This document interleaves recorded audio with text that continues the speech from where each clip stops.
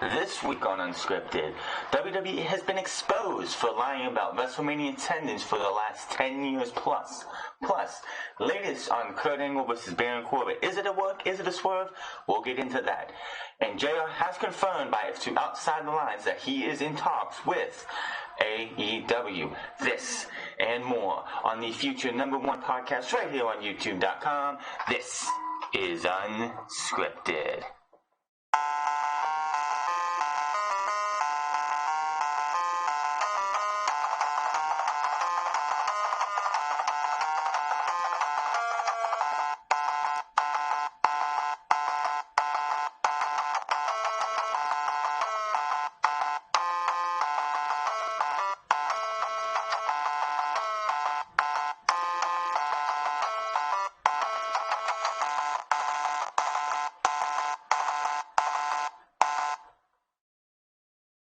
What is going on, everybody? It's the Franz, and we're here for episode 62 for you Unscripted, Saturday, March 23rd, 2019. We're already almost through 3 months of this year. I kind of cannot believe it. This year's just going by so fast. It just feels like yesterday. Monday Night Raw, SmackDown Live, we're starting off the new year with taped episodes, and me not caring, and I don't think a lot of people caring. And here we are, 2 weeks from NXT TakeOver. Actually, no, 2 weeks from the Hall of Fame, because NXT TakeOver New York is actually going to be on Friday this year instead of WrestleMania, the night before WrestleMania, like it has been the last 2 years. This has been one of those weeks that WWE shouldn't have already known that they fucked up. As we do every week, Monday Night Raw, SmackDown Live, NXT lookbacks, of course, because of my situation at the time. I had to watch NXT, Raw, SmackDown, and NXT a day after they were aired, so I didn't get to have the reaction after the shows, but I did see every single one of them. Monday Night Raw was not a good show, and half of the reason is because of Kurt Angle coming out there and saying, I am happy that I get to make this match. I am happy that I get to be able to go out and have a farewell match at WrestleMania, which I'm sure anybody who's ever been in WWE would kill if they've been there for wrestled as long as Kurt Angle has had, would kill to have their final match be at WrestleMania. Shawn did it. Ric Flair did it. Well, Ric Flair did it in WWE. Then he took that back and went to wrestle at in TNA a couple times. Shawn did it for about 8 years, or 9 years or so, until he decided that Saudi Arabia money was just way too good that I had to go and ruin that. But for anybody, they would love to have their final match. He comes out there, and as soon as he says, I didn't mean to read anything, I turned on how I watched it. As soon as he said, I would be loved to face any of these people, and I'm glad WWE let me pick my opponent. As soon as he said, I've been wanting to beat this guy since he took the Raw general manager spot from me, I'm like, my entire, the mood, you could just tell the mood in the air, in the Chicago crowd was just dead. You took the life out of that crowd. And the ratings showed as the ratings dropped significantly from hour 1 to hour 2 to hour 3, which is nothing new, but they have been up on the rise a little bit. And it just killed it. And as soon as he was done with that announcement, we got vintage or classic Chad Gable, because he's been doing the glorious ones with Bobby Roode, which I wonder if that tag team's still happening. Bobby Roode hasn't been seen in a bit, so maybe they're done. Who knows? Maybe this is just a one-time thing. But that match was completely dead. Was it a great match? No. It was a good TV match. It was a good TV match. Kurt Angle was not what he used to be. The guy is 50-some years old. Should not be in the WWE ring, and he's going to have this Kurt Angle farewell tour going on. He's already tweeted out on Twitter that the Kurt Angle farewell tour continues. Don't mix Monday Night Raw. Now, of course, before on Monday Night Raw, over the weekend last week, Sean Benjamin on Instagram challenged Kurt Angle to a match at WrestleMania, in which he brought up the fact that they were, Sean Benjamin and Charlie Haas were introduced to us in the WWE Universe back when we were just fans. by Kurt Angle was Team Angle. Well, actually by Paul Heyman for Team Angle. So for him to go out there and have Kurt Angle's final match would have made sense. Kurt Angle actually accepted this and said, let's do this. Of course, this is WWE, and what do we get? We get Kurt Angle, Baron Corbin. This was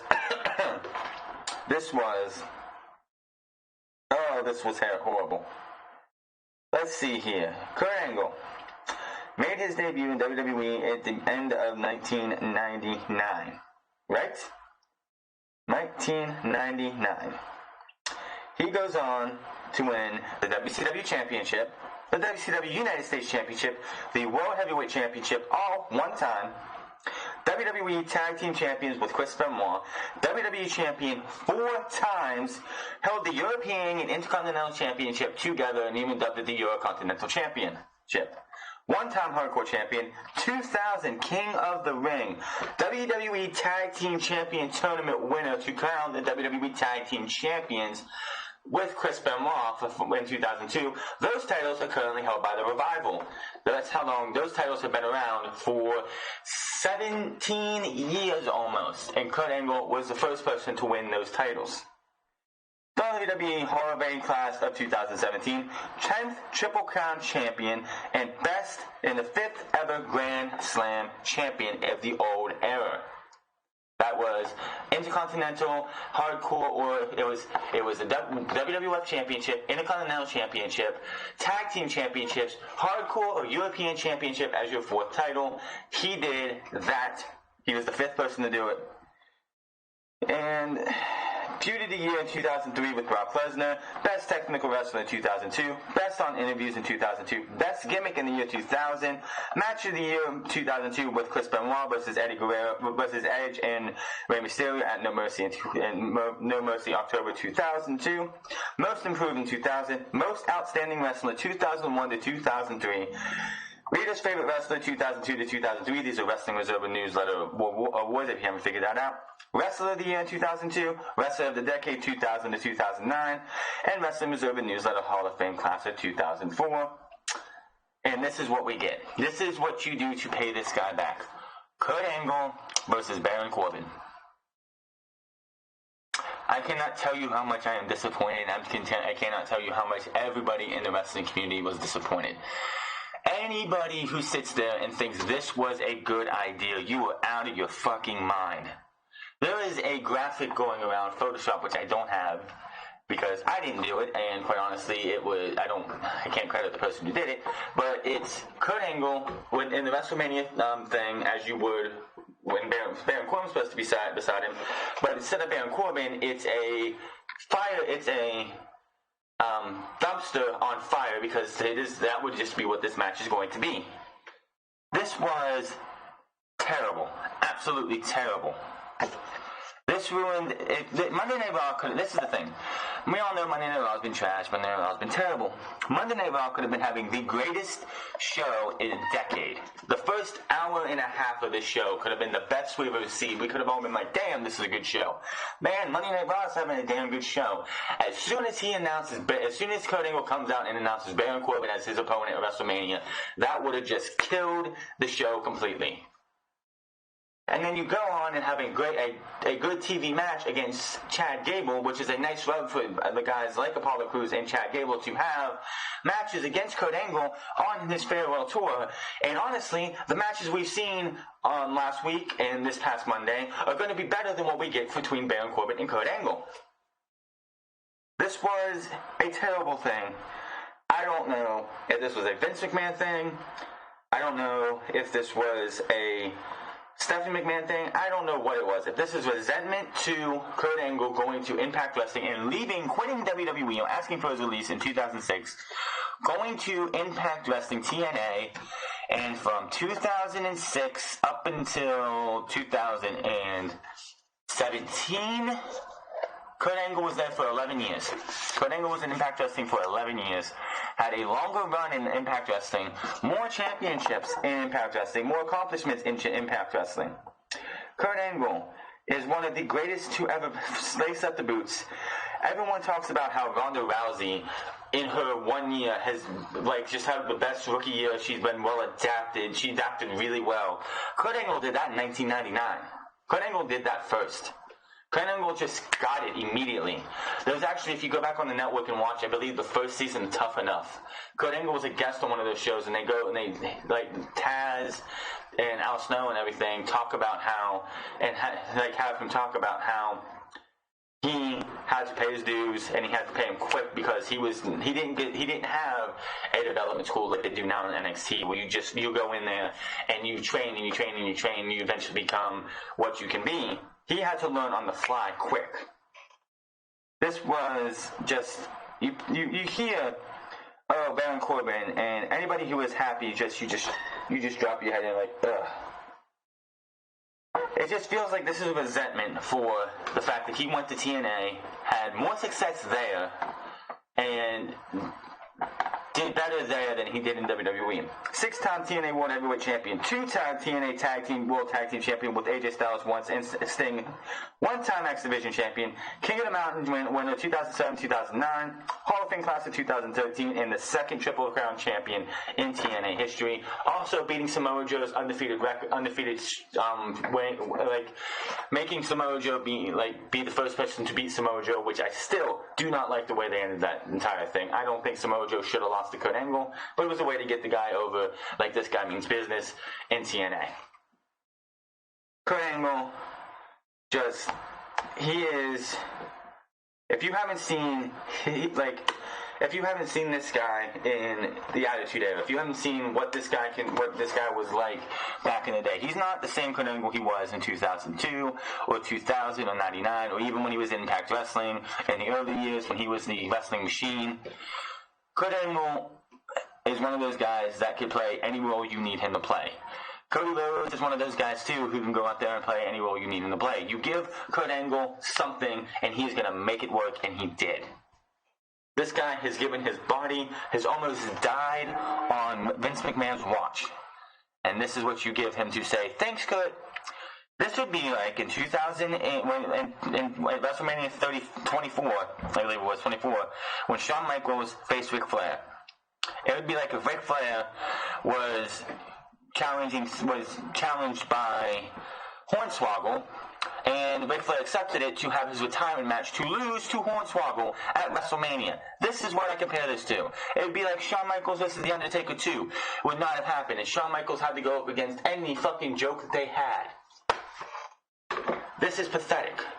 Baron Corbin was a great heel in NXT.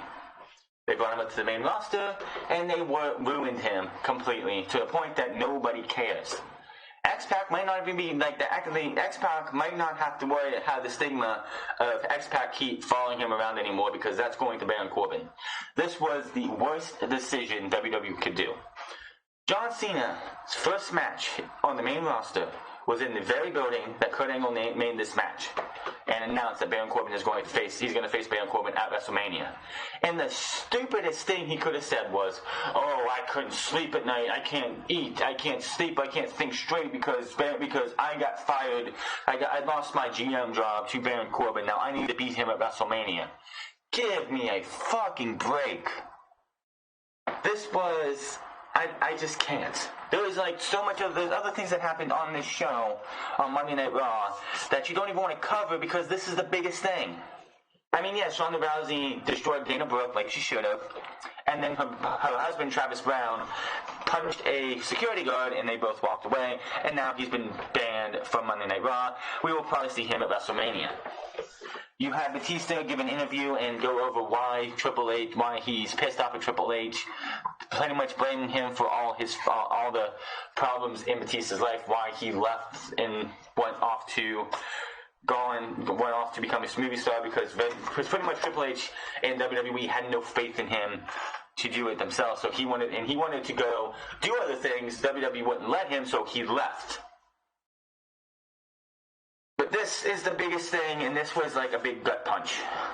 Monday Night Raw, like I said, could have had the best show in weeks, months, years. And as soon as he said, I'm going to be facing Baron Corbin, it was like a big gut punch. And the Monday Night Raw did not recover. Monday Night Raw was not a bad show going up to that, but everything after that was irrelevant. And you had Jinder Mahal versus Ricochet. Ricochet's first singles match on Monday Night Raw, and you put him against Jinder fucking Mahal. Vince McMahon is trying to do everything he can to ruin Ricochet. It just blows my mind that Vince McMahon tries to do everything he can to bury and ruin everything. And you think the gut punches were finished with just Monday Night Raw? Oh, no, my friends, no.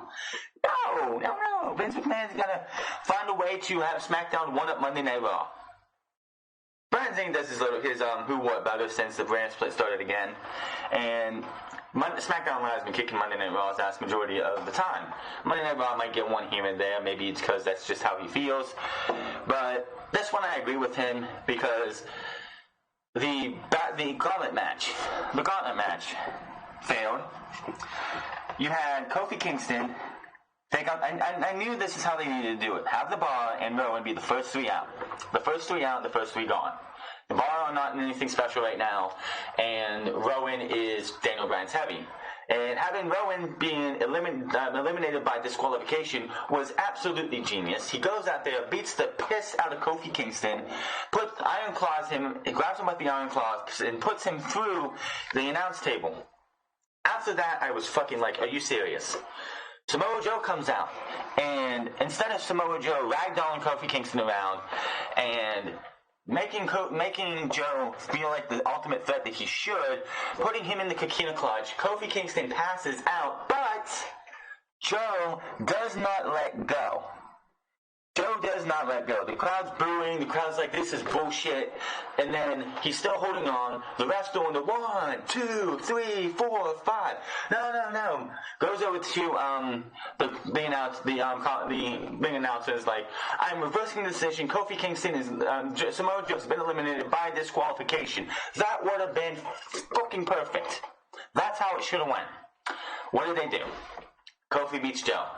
Unbelievably. Then what happens? The same thing happened in the last gauntlet match. Joe gets pissed, goes out, and puts him in the Coquina clutch again. And then Randy Orton comes out and gets beat with like both guys get beat by fluky roll-ups. Looks like Kofi's going to WrestleMania. Oh, he's going to WrestleMania. And what happened? Vince McMahon brings Daniel Bryan out and says, you have to beat Daniel Bryan. Samoa Joe, twice the size of Daniel Bryan and more vicious than Daniel Bryan, could not beat Kofi Kingston. Randy Orton. Both of these two are in marquee matches at WrestleMania, by the way. Samoa Joe is defending the United States title against Rey Mysterio, and Randy Orton is facing AJ Styles in a marquee match. And both of these guys were made to look like fucking idiots, and like why should we take them seriously? Samoa Joe is one of those guys who, and this is just WWE, this is Vince McMahon's pettiness, the fact that Samoa Joe is somebody who was in another company, Impact Wrestling TNA, and was made there and wasn't made here, so he has to do everything he can. Oh yeah, we'll give you a championship. We're going to make you look like a buffoon after that. Absolutely fucking ridiculous.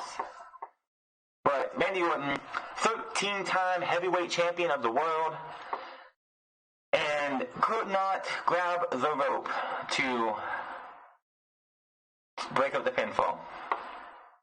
But yet Daniel Bryan beats Kofi Kingston just to send the fans home pissed off.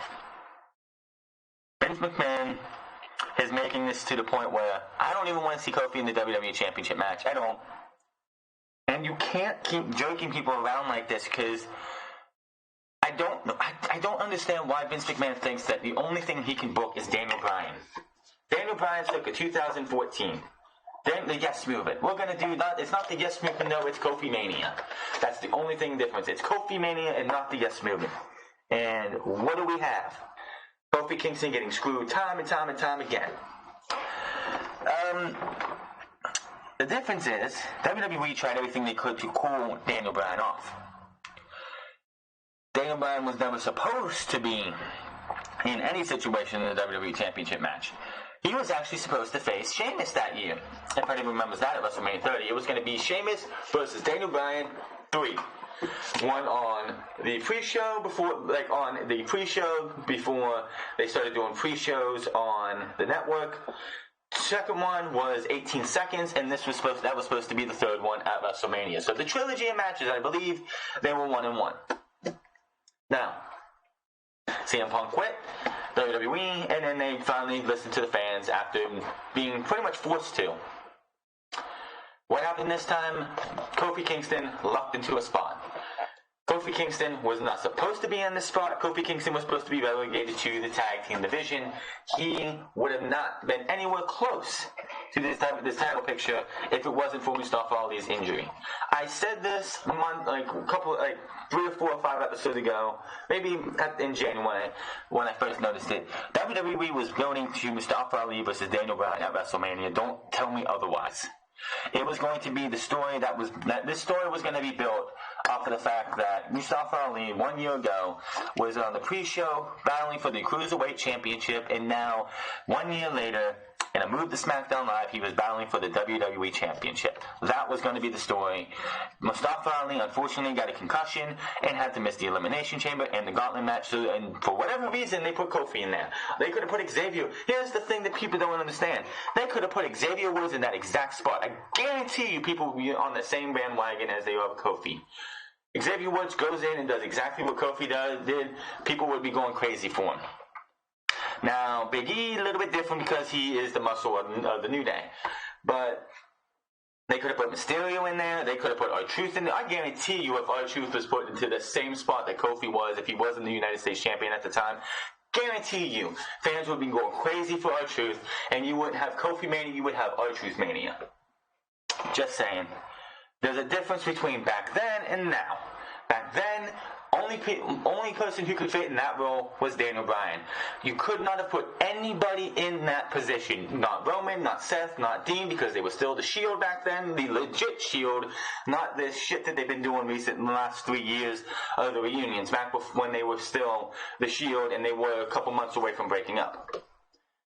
You couldn't have put anybody in the position of Daniel Bryan in 2014. You could have put anybody in the position of Mustafa Ali like they did with Kofi, and you still would probably have the same result. The underdog babyface. It's so easy it's so WWE booking that that's what they want to do. But this is just getting out of hand.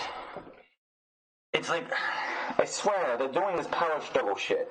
They're starting to build, because back a couple years ago, there were rumors going around that Vince McMahon and Triple H were going to start building a storyline of power struggle.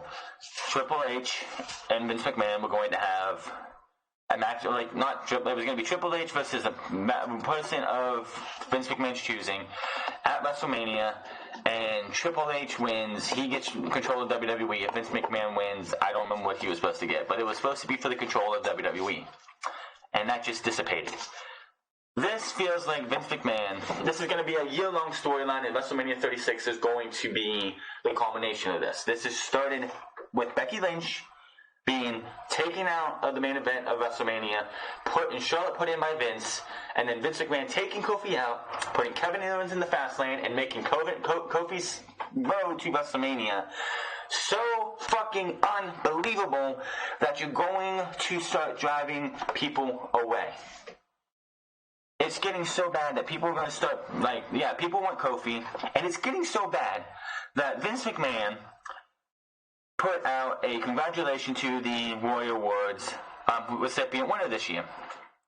And I went and I clicked on that tweet, and 95% of those replies are, do the right thing, give Kofi the championship. Do the right thing, put Kofi in the thing. And it's like, people, calm your fucking jets.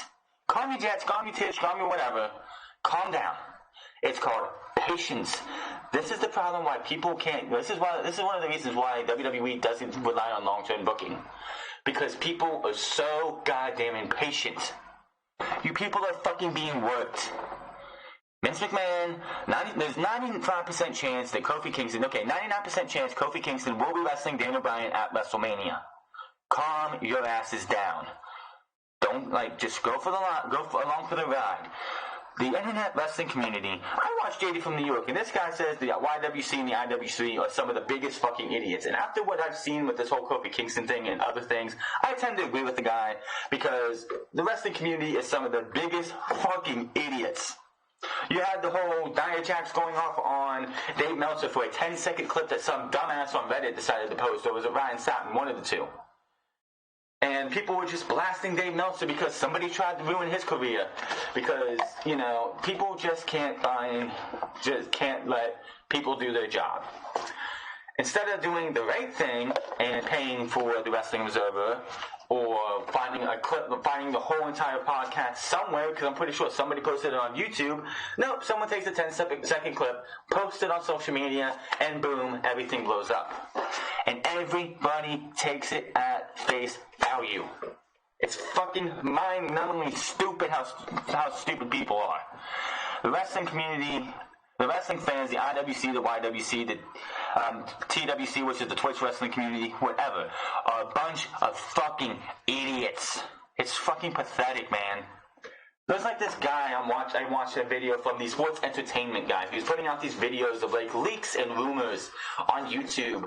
And he's talking about how, after the Superstar shakeup, Roman's gonna go to SmackDown. He's gonna team up with the Usos and be a heel faction. I'm like, okay, where's your proof? Where's your sources? Or are you just making this shit up to try and get viewership? How you have so many viewerships, how you have such a big following shows how stupid the wrestling community is.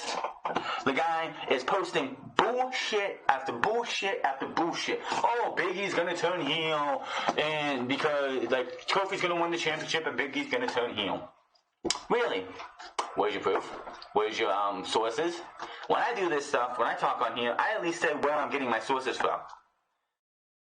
It's like when it came to the Roman and the Usos thing, he didn't mention the fact that the Usos, as of right now, which nobody has said anything, are on their contracts are coming up at the end of April.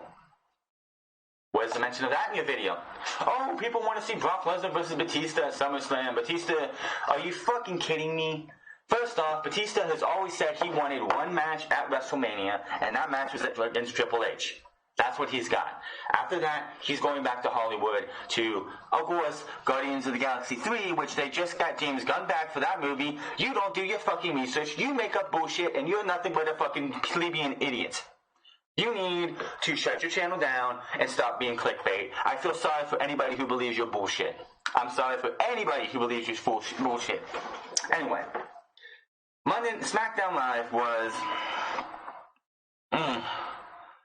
Which, it was kind of funny because I do remember seeing the tweet over the weekend last weekend where WWE said, kicking off SmackDown Live this coming Tuesday is going to be the gauntlet match. So, why did it end the show? Oh, because Vince McMahon changes his mind on everything, and he does.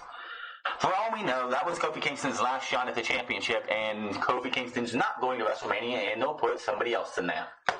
That's how Vince McMahon changes his mind. Or Kofi Kingston will get the match going into WrestleMania, will get to WrestleMania, and then there'll be an attack backstage, and Kofi Kingston and the New Day are laid out, and Daniel Bryan has to face, and somebody else comes in to face Daniel Bryan.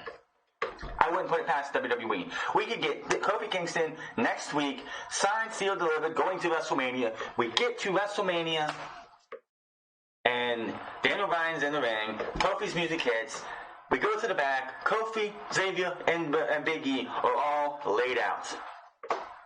Well, Kofi Kingston and Vince McMahon's music comes out. He's like, well, Kofi had this opportunity. I can't do Vince McMahon's voice right now. And he failed. So here's your new challenger, and whoever it is, X, Y, and Z. Probably Sami Zayn or Kevin Owens or Mustafa Ali. And there you go. That's just, I wouldn't put it past WWE.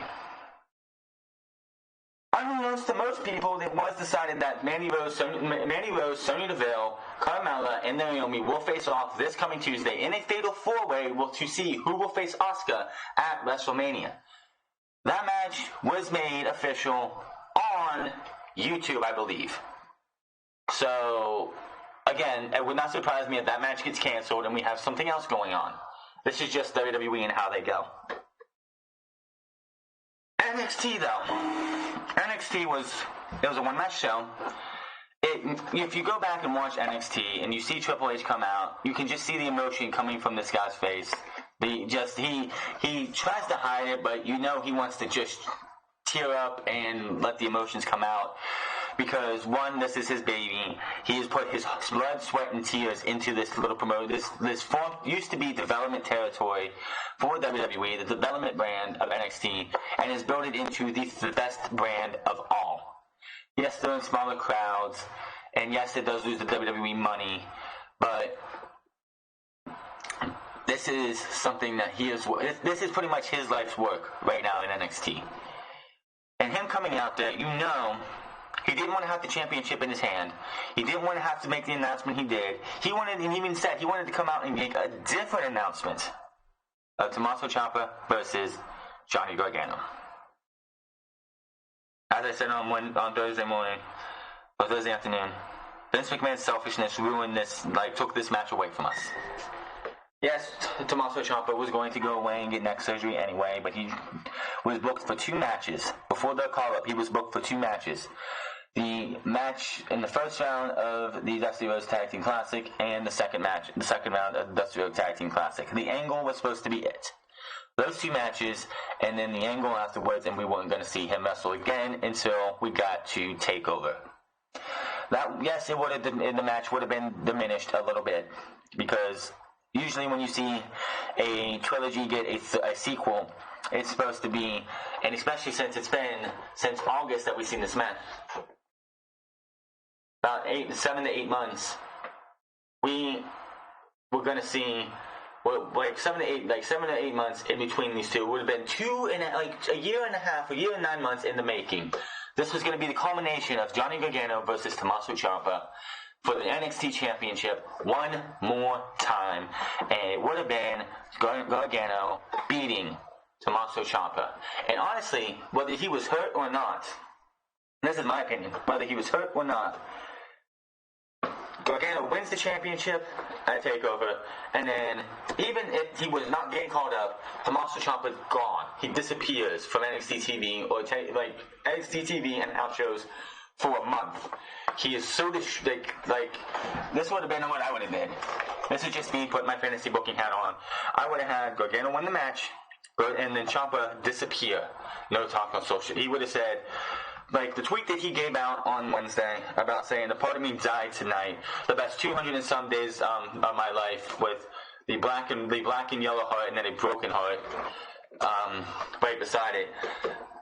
That would have been the same tweet, except it would have had different days. That would have been the same tweet I would have had him posted right after NXT TakeOver New York, and then he would have gone away, and whatever happened, he would have been gone for a bit because he was brokenhearted. He put everything into being NXT champion, and now he has to go and figure out what he's going to do next. And whatever happens with Tommaso Ciampa after that would have been anybody's guess. But as they said, the doctor said, this takes normal men a year to get fixed. Well, we know Tommaso Ciampa is not human, is not a normal man. I did not know that he had both shoulders done by the same doctor. So that was something that was like, whoa, this guy's already had 3 surgeries, both shoulders and his knee that, of course, happened the night, the injury that happened the night before he turned on Johnny Gargano. So that was news to me, but what did Triple H do? Everyone was pitching tournaments. Everyone was pitching tournaments. Deadly Games, get rid of everything you were doing at TakeOver and do a Deadly Games tournament. You have 3 weeks of tapings. Do a tournament with the finals being at TakeOver. That was not going to happen for many reasons. One, Velveteen Dream is your North American champion. He would have to have been in that tournament. Matt Riddle is undefeated. He would have had to have been in that tournament, and Matt Riddle was not going to win the tournament. Ricochet and Aleister Black are most likely going to beat the Forgotten Sons next week, so why the hell would you put them in the tournament to decide who's going to win and go to that? It would have been, honestly, as predictable as the match was, because they made a fatal 5-way with those 5 guys, Adam Cole, Aleister Black, Ricochet, Velveteen Dream, and Matt Riddle. You didn't have to read a single spoiler. You didn't have to read anything from anybody. This match, you knew who was going to win before the match was even happened. You knew Adam Cole was winning it. And to me, I don't know if anyone else, but to me, the way they were booking the Undisputed Era this year with the woes, the fact that they haven't won a match. This Adam Cole winning that Fatal 5-Way was the first match on TV the Undisputed Era has won in 2019. To my feeling, if everything still would have went as it would, Gargano wins it at TakeOver, Undisputed Era continues to lose until Adam Cole, who is a top guy in NXT, gets put into some, like, the Fatal 5-Way could have happened before TakeOver Toronto 2, which is going to happen in where Brooklyn would usually be, which is going to be in August.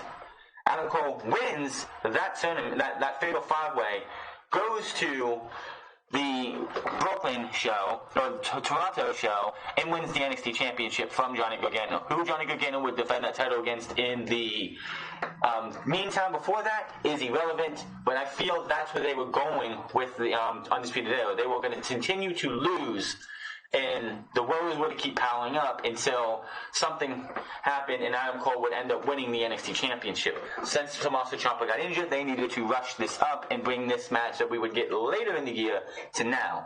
I'm not mad about the match at TakeOver. It's just, I wanted to see what would happen with the Undisputed Era going forward, with the fact that Adam Cole made the declaration that at the end of this year, Undisputed Era is going to be draped in gold. Of course, they had gold coming into this year with the tag team titles until they lost those to the War Raiders. And they have been just on this downward slide. And where that was going to go, it just felt like where they would go from this and somehow they go from the sliding to going back up. We will probably never know. When it comes to the match at TakeOver, we'll go into more detail. When it gets to that, I don't know how they're gonna go with this. I'm gonna preserve my prediction for the predictions that we do in about 2 weeks, but I have a feeling I'm gonna give my prediction then and give you scenarios for which way they could go. Also, sneakily done by NXT, the Velveteen Dream will defend his North American Championship at TakeOver New York against Matt Riddle. The entire card has been set except for the Dusty Rhodes Tag Team Classic. Right now we have Adam Cole versus Johnny Gargano. We have Io Shirai, Kairi Sane, Bianca Belair, and Shayna Baszler for the Women's Championship in a Fatal 4-Way. You have Matt Riddle versus the Velveteen Dream, Walter versus Pete Dunne, and War Raiders versus either the Forgotten Sons or Ricochet and Aleister Black. That is your TakeOver New York card. It's still going to be an amazing card, but it's just like, I'm not going to try to be like that, and I hope no one else is, but it just feels like when we get to TakeOver, there's going to be that sense of, man, this just doesn't feel the same without Tommaso Ciampa being here. I know all these men and women are going to kill it at TakeOver, but it's just going to be one of those ones. It's just like at Phoenix when Velveteen Dream wasn't in a match. He was just seen in the arena a couple times. TakeOver just didn't feel right because for the last 6 or 8, the last year and a half, Velveteen Dream has been in most, if not all, TakeOvers. So him to miss one felt weird. Tommaso Ciampa, since TakeOver New Orleans, has been on every TakeOver. So him to miss this TakeOver is going to feel weird. Let me know what you guys think on that one. That was Raw, SmackDown, and NXT this week. We got a lot of news to get into, and this one, if I can get the picture up here, this one, we're going to start out here. WWE has been caught in many lies. It was exposed, and we all knew this was going to happen. We all knew this. Anybody who didn't see this coming, I don't know what to tell you. This one makes all the sense in the world. We're going to throw this up here. Let's take a look at this chart here. This is actual Wrestlemania attendance for the last 10 years revealed. Brandon Thurston of WrestleNomics, nice name, recently revealed some interesting stats at WWE, digging up some KPI documents on Google Drive. The information pertains to the attendance figure at WrestleMania. Brandon's explanation on why these numbers are accurate. There is a spreadsheet linked to the on his tweet. You can go find him at Brandon Thurston on Twitter. To summarize, obviously WWE flubs the numbers on a yearly basis, as does the NFL, NBA, NHL, and baseball. Anytime you watch a sporting event, Do not, and they say the attendance in this crowd, do not believe them. But look at these numbers here. WrestleMania 24 in Orlando, 65,700 people actually attended or paid. WWE touted 74,635. WrestleMania in Houston, WrestleMania 25 in 2009, 58,200 were actually there. WWE touted 72,744. WrestleMania in Phoenix in 2010, WrestleMania 26. 64,100 were there. WWE touted 72,219, trying to be consistent for a couple years as they were. As you noticed, 74, 72, 72, and WrestleMania in Atlanta, WrestleMania 27, 62,600 people. WWE touted 71,617. They tried to make it seem like they were consistent because that's right there. If those numbers were accurate, that's like they're getting. It's not like they're losing that much. Miami, WrestleMania 28 in 2012, 62,400 were there, 78,363 they touted. This is where it starts getting horrible. 68,900 attended WrestleMania 29 in 2013. WWE touted 22,000, almost 22,000 more, was 80,672. That is ridiculous. But WrestleMania 2014 and WrestleMania 30, 59,500. WWE touted 75,167. Santa Clara, WrestleMania 31 in 2015. WWE had 57,000 there. 57,800 there. They touted 75,167. WrestleMania in Arlington, WrestleMania 32. This is the worst. This is the absolute worst. WWE wanted to break that attendance record that they touted for WrestleMania 3, the 93,000, which by now we know is bullshit. Absolute bullshit. 79,800 people were there. They touted, and they had The Rock come out there and lie to your face. 101,763. I knew as soon as The Rock said that was bullshit. They panned the entire arena, and you could tell there was not 101,763 people there. Orlando, which was, I believe, done before on here? Yeah. Orlando, in WrestleMania 24, they had 65,000 people there. Orlando in 2017, there were 1,200 less people there. WWE touted 75,245. Absolutely ridiculous. Last year, in New Orleans, again, 4 years later, WWE only had 400 more people at WrestleMania 34 that they did not have at WrestleMania 30. WWE touted 78,133. It's absolutely ridiculous. This is what WWE does, though.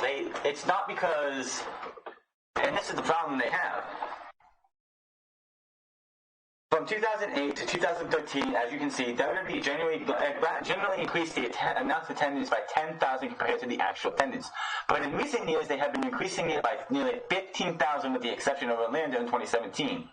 WrestleMania was in East Rutherford in 2013 and announced the attendance of 80,673 compared to the actual 68,000. It'll be interesting to see, and if you watch WrestleMania this year, I guarantee you they're going to try and say, which they weren't in MetLife Stadium in WrestleMania 29, and they touted 80,676. Watch they go to 85,000. And you know what they get, and this is the thing, Vince McMahon. This is Vince McMahon who came out to a shareholders meeting and said that the attendance for WrestleMania 32 was not just paid tickets, but that was the people who were ushers, ticket holders, and like anybody else who was working that night. That still takes you from 79,800 to about 91,000. Still, that leaves you, still another 10,000, like another 11,000 to not be accounted for. Where does WWE think they get these numbers from? It's absolutely ridiculous. Let's just hope that the 101,763 is the last time WWE tries to pull this shit. The reason they go with these numbers is because they want to keep shareholders happy. If they go, and here's the thing, they have to keep doing this, though. That's the thing. They have to keep doing this and keeping these numbers up. Because New Orleans last year, they touted 78,133. If we get to MetLife Stadium this year and they say, yeah, there's a total of 68,900, if they go with that actual number, the shareholders are going to be like, what the hell's going on here? Why did you guys, what did these 10,000 fans go? Where is all these fans that you had last time you were here? You had 80,000. You said you had 80,676 there, and now you only have 60-some thousand? That's not good look for WWE, and that stock would start to fall very low. You start fudging the numbers. WWE is pretty much stuck in a pathological lie. They can't stop lying about the numbers. But the simple fact is, if they start telling the truth about the numbers, it's going to look bad on them. Plain and simple. So let me know what you think about WWE continuously lying about WrestleMania numbers. They do it for SummerSlam stuff too, sometimes, but I just think it's kind of petty that WWE would do that, but it's not surprising.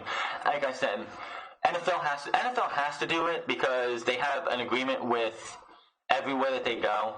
Like all their home arenas, if they don't have a sellout, then then people are not going to be able to see their game. Like fans, like if the Cleveland Browns don't have a sellout, if the NFL doesn't tout a sellout for their team, for the Browns, then the fans watching at home will not be able to watch the game at home via localization. It's just how it works. So that's why the NFL does it. The WWE has to do it because they have to keep the charade up to keep stockholders happy. This is the one thing that sucks about a publicly traded company is that they have to continue with the lie. This exposing them does not help them, though. Moving on here. This one's interesting. An update on certain NXT call-up and an addition that could be coming to the Undisputed Era. It's WrestleMania season, as we know, which means changes in the air. For the past several years after Mania, we've seen several NXT stars make their debut on the main roster. Last year, most of the NXT debuts happened during the Superstar Shakeup. I mean, we did have No Way Jose, but anybody remember him? Now, despite a large group of wrestlers already moving up in the past few months, we could see a few more join in the coming weeks. One name floating around, and I kind of see this one happening anyway. Shayna Baszler, a dominant champion on NXT. Shayna seems ready for prime time where she to lose her title at TakeOver. I feel that they booked the Fatal 4-Way at NXT TakeOver is so Shayna Baszler can lose the title without having to be pinned, and then she can be on her way out. Shayna seems ready. According to Wrestling Observer's Dave Meltzer, this is one possibility. If this were to happen, the plans for her two lackeys include a run with the Undisputed Era. Meltzer claims that Marina Shafir could be joining Adam Cole, Bobby Fish, Kyle O'Reilly, and her husband, Roderick Strong, to add Sizzle. Were this to happen, Jessamine Duke would join the women's roster as a singles competitor. Shafir has already teamed with the group at house shows in Florida, showing that WWE is thinking about the idea. Meltzer goes on to speculate that the Undisputed Era is pretty much ready to move on from NXT, but that both the group and Baszler would face difficulties under WWE Creative. The Era isn't Vince's kind of group, and Baszler could suffer due to her age despite all in her natural pose in the ring. Baszler, I think, is going to do just fine for the simple fact that she is one of Ronda Rousey's best friends, and I don't think WWE wants to piss Ronda Rousey off at all, so she's going to do just fine. When it comes to Jessamine Duke and Marina Shafir, the only reason I would be accepting of Marina Shafir into the Undisputed Era is, one, she is Roderick Strong's wife, and two, it would be able to help her gain a character. Her and Jessamine Duke just feel like Shayna Baszler's bitches. They're just there to be her lackeys. That's it. That's all they are. She has not gone on a character or anything. The one that's going to suffer if this were to happen is Jessamyn Duke. There is nothing that this woman has brought to the table right now. I don't think with the Io Shirai's, the Kairi Sanes, the Candice LeRae's, the Bianca Belairs, the Tegan Nox and Dakota Kai when they come back, all of them are so much higher up on the pecking order in NXT that honestly I feel Jessamyn Duke would just get thrown to the sharks and would sink. Do not forget that a couple weeks ago, we had that 6-woman tag match with the Sky Pirates and Bianca Belair versus these 3 women, Jessamyn Duke, Marina Shafir, and Shayna Baszler. And every single time Duke and Shafir were put into the match, the crowd was booing them, saying, please tag Shayna, you can't wrestle, which, by the way, is very fucking disrespectful to anybody. But damn, were those two just, like, mutilated on the spot by the crowd. The NXT Full Sail crowd, which seems to love almost anybody who comes out there, was sick and tired of seeing these two. With Shafir going to the Undisputed Era, it would be good because, one, Adam Cole did say he wants everybody in Undisputed Era to be champions. And how would it look if the Undisputed Era held every single piece of NXT gold going into 2020? The men's titles and the women's championship. That would just be huge. Shayna Baszler, going to the main roster, going back to her, she is the perfect person to take Ronda Rousey's spot. And quite honestly, it pissed me off a couple months ago. Baszler is wrestling a match on NXT TV. And all I hear from the Full Sail crowd is Ronda's shadow. I wanted to just reach through and slap every single one of those Full Sail crowd members. Ronda's shadow? Please. Ronda Rousey's in Shayna Baszler's shadow, motherfuckers. Ronda Rousey can't even touch what Shayna Baszler has done. Ronda Rousey is just now being the woman she should have been from day one. The heel turn is what she should have done from day one. Shayna Baszler is far better and leagues better than Ronda Rousey is. Yes, her age, I believe she's like 30-some years old, and usually you don't last that very long if you come in there. But with the fact that she is Ronda Rousey, one of Ronda Rousey's great friends, best friends, I don't see her getting the Oscar treatment or the Lacey Evans treatment or the Nikki Cross treatment, where that she comes up and they do nothing with her. I'm pretty sure they'll have a plan for her, and she should be the one challenging Becky Lynch for the Raw Women's Championship, or becoming a thorn in Becky Lynch's side. Could you imagine the promos between these two? Unscripted, off the script, whatever you want to go with, off the cuff, everything. These two going at each other would be absolutely perfect for the Raw Women's Championship. So, let me know what you think of all that. That is the update on that. And this next one, AJ Styles re-signs with WWE. AJ Styles took to Twitter this week, to announce that he has signed a new deal with WWE, and the way he did it was awesome, I think. It was just kind of funny. He made the announcement while sharing a photo of a new member of his family, a puppy. A puppy, he wrote, "This is the newest member of our family. Also, by the way, I signed a new contract with WWE. What a cute little guy." What a way to bury the lead, AJ. I have to give you props on that one, man. It was noted that all signs were pointing to AJ resigning. If he did not agree to a new deal, his current contract expires next month after WrestleMania 35, and he does face Randy Orton in a singles match. It was also added to the annual WrestleMania tour of Europe, where he is advertised to face WWE United States Champion Samoa Joe. Hopefully that's just on the European tour. I'm not really with the way WWE fucked up the last time between these guys, I really don't want to see Samoa Joe versus AJ Styles for a while. WWE just knows how to kill a good thing. Speaking of the WrestleMania card, it has been updated. Fastlane, let's see what's here. What we have right now for the WrestleMania card is Alexa Bliss hosting it. Correspondents are two irrelevant fucks from SNL. Elias is the musical act, which I wonder who's going to interrupt him. There's been talk of John Cena, The Rock, and The Undertaker. Honestly, I would not give two fucks about any of them. Rollins versus Brock Lesnar for the Universal Championship. Triple threat match, Raw Women's title. Charlotte Flair versus Becky Lynch versus Ronda Rousey. Cruiserweight Championship, Tony Nese versus Buddy Murphy. I knew this match was coming before they even set up the tournament. As soon as Buddy Murphy won the championship and him and Tony Nese were buddy backstage, I knew this is where they were going into WrestleMania. It made all the sense in the world. I knew it was coming. Baron Corbin versus Kurt Angle, 6th annual Andre the Giant Memorial Battle Royal, and the Women's Battle Royal, whatever the fuck they're going to call it, if it's just going to be the women's. The Miz versus Shane McMahon, and AJ Styles versus Randy Orton. Rumored matches are as followed: Kofi Kingston versus Daniel Bryan. They mocked the SmackDown Women's Championship, Asuka versus Carmella or Becky or Naomi or Sonya Deville or Mandy Rose. Multi-team, the Tag Team Championships for the women, Beth Phoenix and Natalya versus Tamina and Nia Jax versus the Boston Hug Connection versus the Iconics, most likely. And then, hopefully, Ricochet and Aleister Black versus the Revival. Aleister Black, of course, was not on Monday Night Raw because he was on his honeymoon with Miss Zelina Vega, Lucky Dog. And a multi-team tag team match with the Hardys versus the Bar versus Shinsuke Nakamura and Rusev versus the Usos. Please, no, just make it the Hardys versus the Usos. Both teams have been teasing it, and I hope that's what we get. And, of course, Samoa Joe versus Rey Mysterio is on there, too. I forgot to put that up there.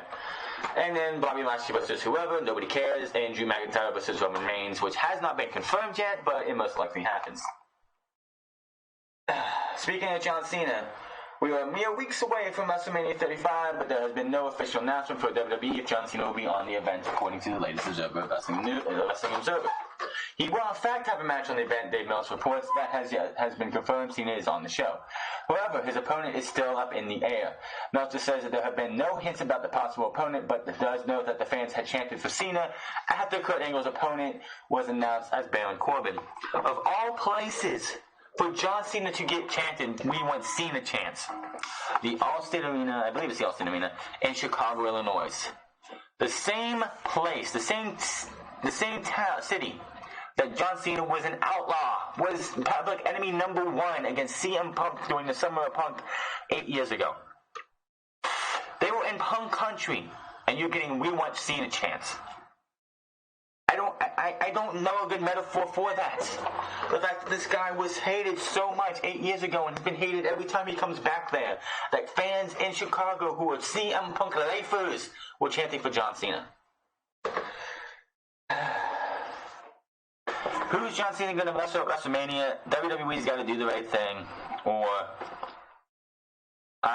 fans will never forgive them. And I hope Kurt Angle leaves WWE and just with the big middle finger as he's leaving, "Fuck you, Vince. You gave me that." Absolutely pathetic. And yes, all those matches I rattled off. That's like 18 matches. That's like 17 or 18 matches. WrestleMania is going to be 8 hours this year. And that's if you don't count the pre-shows, that's 6 hours, but everyone counts the pre-show. Fans in attendance in MetLife Stadium are going to be there from 4 p.m. till almost 1 o'clock. Wrestle Kingdom's doing a 2-hour show next year. 1 hour, that's not a 2-hour show, but a 2-day show next year. In which I believe the first day is going to be dedicated to Juice and Thunder Liger, which makes sense why they do that. The second night is going to be, what it is.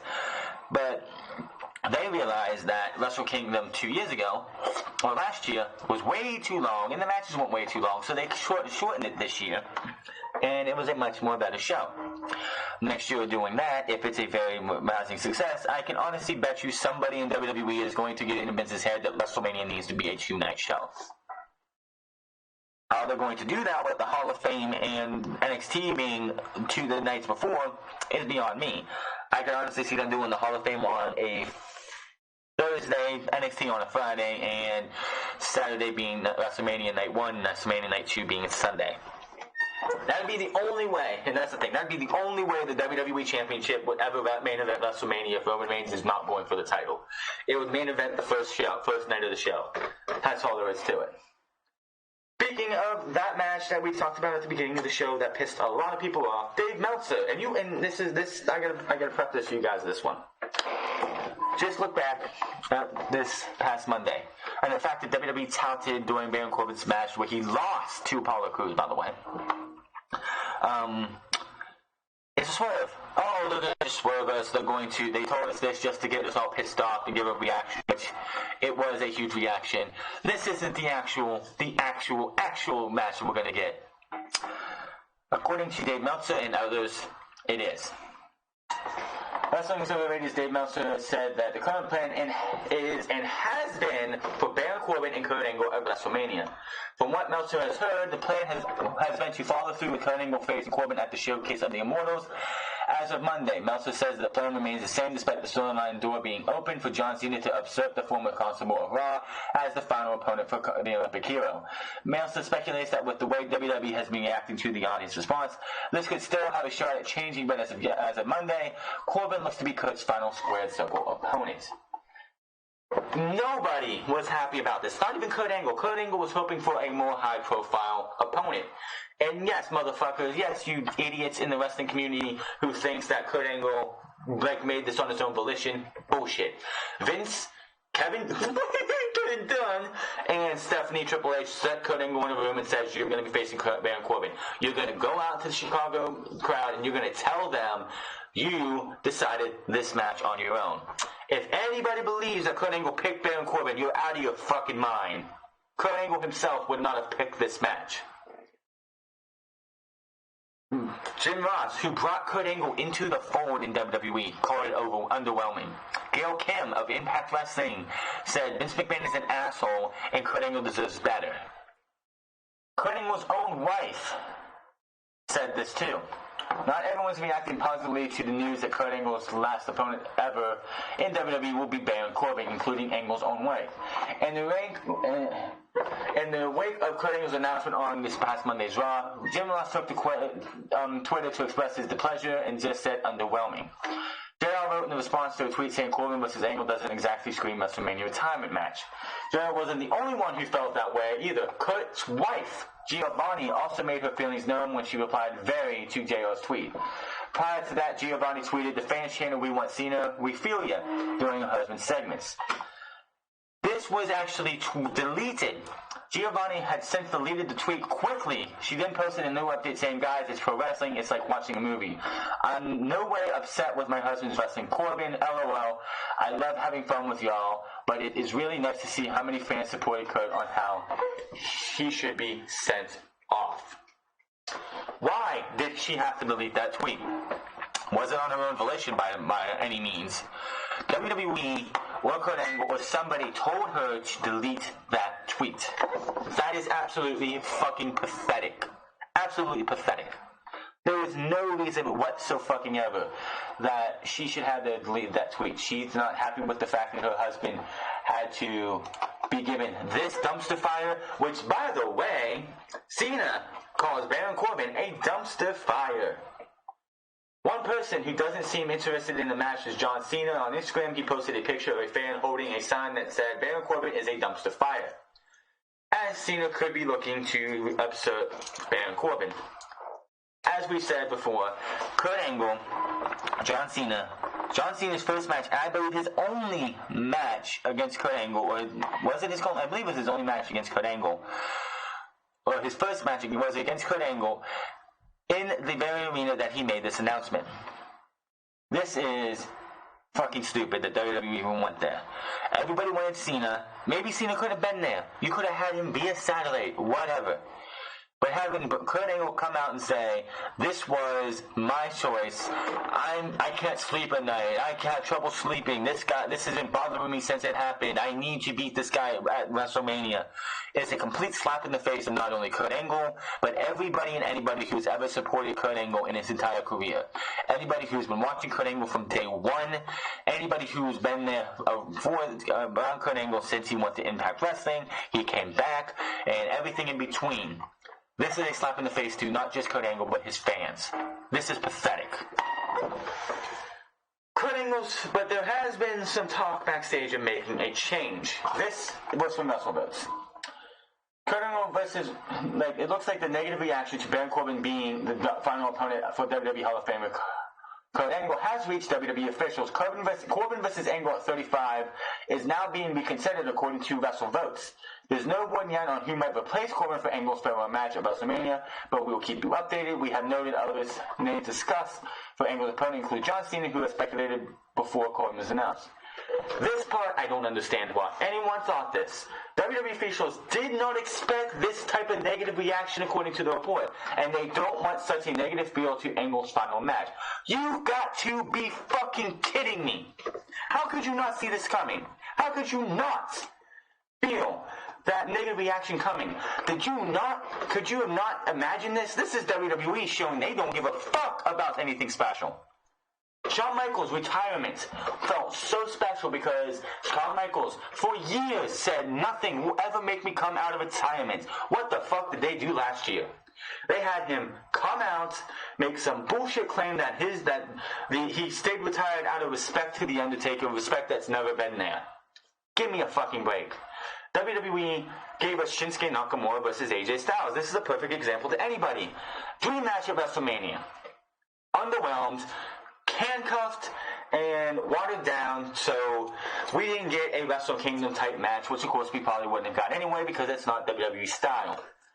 But they didn't give us the match we should have gotten. That was at Money in the Bank.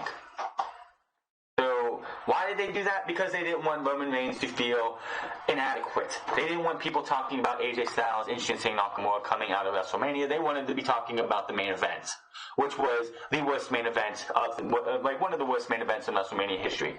Roman has been in 4 WrestleMania main events. 31 was good because of how it went. 32 was awful. 33 was awful, and 34 was awful. Roman Reigns should never be in the main event again, period. But how could they not see this coming? We saw Kurt Angle versus Baron Corbin a month ago. And Baron Corbin, did he not win with the Deep Six? Why the fuck would I want to see this match again? No one cared about it on free TV, so why the fuck would I want to pay the WWE Network and watch on the network for that? Or if somebody has to pay, like they don't have the streaming ability and they want to buy it on pay-per-view, why the fuck would I want to pay pay-per-view to watch that match? Give me a fucking break. How can this is just Vince McMahon showing his age. Vince McMahon showing how senile and stupid he is. The fact that, we didn't expect that. We expected everyone to just be thank you Kurt, and just be happy he faced any schlub. No, a proper retirement match needs the proper opponent. John Cena was proper. Samoa Joe would have been good. Chad Gable would have been great. Jason Jordan, if he wasn't injured, probably would have been better than this. Anybody but Baron fucking Corbin or Bobby the Trash Man Lashley. Drew McIntyre would have been fine. Not Baron fucking Corbin. Period. It just blows my mind how stupid Vince McMahon shows himself to be. This was a bad idea. This was a terrible idea. And you can't tell me otherwise. I've done enough ranting on that. Moving on here. We did have a match that everybody was speculating that has been nixed. And I was hoping this would have been the United States Championship match at WrestleMania, but we're getting a different United States Championship match. WWE originally had plans on doing a mask versus hair match between Rey Mysterio and Andrade Cien Almas at WrestleMania 35. There's no word yet on why the match was pulled from the card, but it could be because WWE did not want Andrade losing his hair. The Observer noted that the idea just fell by the wayside, as many others do, but it was on the books.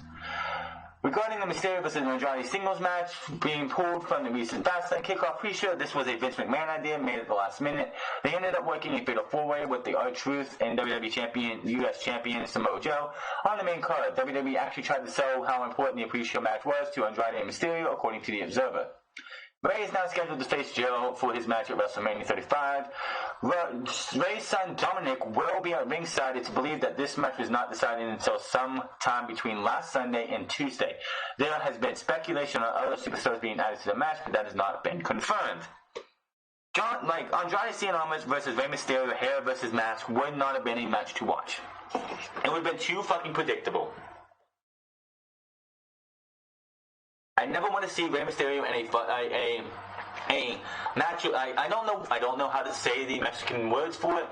A match with wages match, which is title versus title, mask versus hair, mask versus title, hair versus title. In WWE, he can't be. I don't want to see him in one of those matches. Why? Because WWE is not going to remove Rey Mysterio's mask. They're not going to be like WCW is like, we're just going to take the mask off. We're not going to sell these. Vince McMahon and WWE, when they have Rey Mysterio under their contract, sells a boatload of Rey Mysterio masks. Who do you think was going to win that match? It was going to be Rey Mysterio, and Andrade would have had his hair shaved. I'm glad that wasn't that. This is why I wanted to see Andrade Cien Almas or Rey Mysterio in a Fatal 4-Way win the United States Championship, take it to WrestleMania, and in not a hair versus hair mask match, but for the United States Championship, we would have had Andrade Cien Almas versus Rey Mysterio, but that's not what we got. This is not going to be a multi-man match. WWE is not going to have Rey Mysterio bring Dominic out for anything with this match. He's not going to be sitting at ringside and be talked about sitting at ringside if this was going to be a multi-person match. Dominic, who is trained by his father and Lance Storm, I'm pretty sure, is going to be involved in this. And I'm pretty sure Samoa Joe is going to end up choking this guy, this poor soul out. By the way, I'm just going to say this again. Dominic looked freaking huge compared to his father. He must be getting the gene, the height from his mom. I don't know who his mother is or who Rey Mysterio's wife is. But he must be getting the height from his mother because, my fucking God, he towers over his father. Oh, boy. Speaking of Dominic and Rey Mysterio, let me see if I can find this here. I have it a little bit later. We'll grab it now. Rey Mysterio has filed a trademark for. Here we go. Where is that? For a ring name, pretty much. He has filed the trademark. If I can find it here, I gotta do better in my notes next time. Rey Mysterio applied for a trademark Prince Mysterio name on Friday, March 15th. The trademark was filed for merchandise use. This is likely a ring name for Rey's son Dominic, who returned to WWE TV for a backstage segment with his dad on this past Tuesday SmackDown. Dominic, who has been training for a pro wrestling career, revealed that he will be ringside at WrestleMania for the match between Joe and Rey Mysterio. We do note that Rey Mysterio did file a trademark for a Principe Mysterio name, which translates to Prince Mysterio. So, it looks like Dominic is going to be using the name Prince Mysterio. That's fine. He is the son of Rey Mysterio. So, why not? The question is that I have, is he going to be wearing a mask? And if that's the case, why the hell would you bring him back to WWE TV? So, and here's another thing, because I believe he's 18, 19, 20 years old by now. It would not surprise me if we hear that Dominic Gutierrez, his name is Dominic Gutierrez, I'm pretty sure is his last name, is going to be in the Performance Center, working in WWE, and he's going to be learning, being trained in the Performance Center to be in NXT in about a year or two.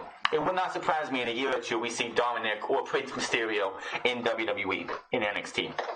Let's see what the guy's got. Alright, moving on here. Raw viewership did drop with the return of Brock Lesnar. Monday night's WWE Raw episode featuring Drew McIntyre vs. Seth Rollins in the main event, plus an advertised appearance of Brock Lesnar's, drew 22.695 million viewers. This is down 3% from last week's 2.783 million viewers from the post-Fastlane episode. For this week's shows and viewership on cable for the second week in a row, behind Tucker Carlson, blah, blah, blah. The ratings, it was in here somewhere, where was it at? Yeah. This week's show, first hour, achieved 2.810 million viewers, which is pretty good, but it's still down from last week's 2.838 million. The second hour drew 2.717 million viewers. Last week it dropped from 2.866, which was actually up in hour 2 last week compared to this week. And the final hour drew 2.559 million viewers. Last week drew 2.752, a 9% drop from the first hour. My feeling on this is that, yes, Monday Night Raw was it was what it was. The feeling for this week is WWE's got this traction. They're starting to do a little better in this intrigue because it is WrestleMania week. WrestleMania on the road to WrestleMania. Kurt Angle comes out, makes this awful decision, this awful announcement, and people at home were like, fuck this, I'm out, and moved on. People wanted to know who Kurt Angle was going to announce. The reason it stayed as high as it did for when it did was because people were curious to what Kurt Angle was going to announce, and it was being advertised. And like after every match or so, they seemed to be advertising it. He makes that announcement in the second hour, and it killed the rest of the show. The crowd was out of it, and it just died. The show just died. You had Batista giving his side of the story. You had Seth Rollins versus Drew McIntyre, with Seth Rollins looking like a fucking belligerent idiot at the end. Drew McIntyre showing that he is invincible because he got beat down at the beginning of the show. Coming back and acting like everything's okay. WWE just dropping the ball here and there. Oh, good grief. Moving on here. This is not WWE news, but we're going to move over to the UFC because this I found interesting. If you live in the United States and you do not go to bars and you try and buy the UFC pay-per-view at home, you will not be able to buy the UFC pay-per-views traditionally anymore in the US. They are to be bought exclusively from ESPN+. The UFC already airs its Fight Night events on ESPN2, ESPN, and ESPN+. Now, UFC pay-per-view cards will also be available to purchasing exclusively in the U.S. through the ESPN streaming service. The two sides announced the deal, which will go into place next month with the UFC 236 featuring Max Holloway versus Dustin Poirier. I can't even say that name. For the interim UFC Light Heavyweight Championship. Holloway is the reigning UFC featherweight champion. Earlier this year, the UFC deal with DirecTV expired right before a pay-per-view card, but the two sides worked at a deal to allow it to be purchased. This week's announcement further establishes the strength of the partnership between ESPN and UFC, said UFC President Dana White, who also did, I believe, say that he signed a contract extension with the UFC for another 3 or 4 years. Now our fans will be able to watch all UFC events exclusively on ESPN platforms, including the ESPN+, which is an innovative way to deliver fights to our young fan base. I couldn't be more excited to work with ESPN for the next 7 years. Together, we're going to do amazing things and help grow the support. An offer will be made available to new subscribers of ESPN Plus as they receive the streaming network and one UFC pay-per-view for the price of $79.99. The price for UFC pay-per-views will be $59.99 moving forward. With the addition of the UFC pay-per-view events, we are making ESPN Plus an absolute must-have for any fan of the UFC mixed martial arts, said Kevin Mayer, chairman director to Consume International, the Walt Disney Company. In less than a year, ESPN has established itself as the leader in direct consumer sports, and this new programming agreement adds a significant business to our platforms while reinforcing the value of strength in our product, our content lineup.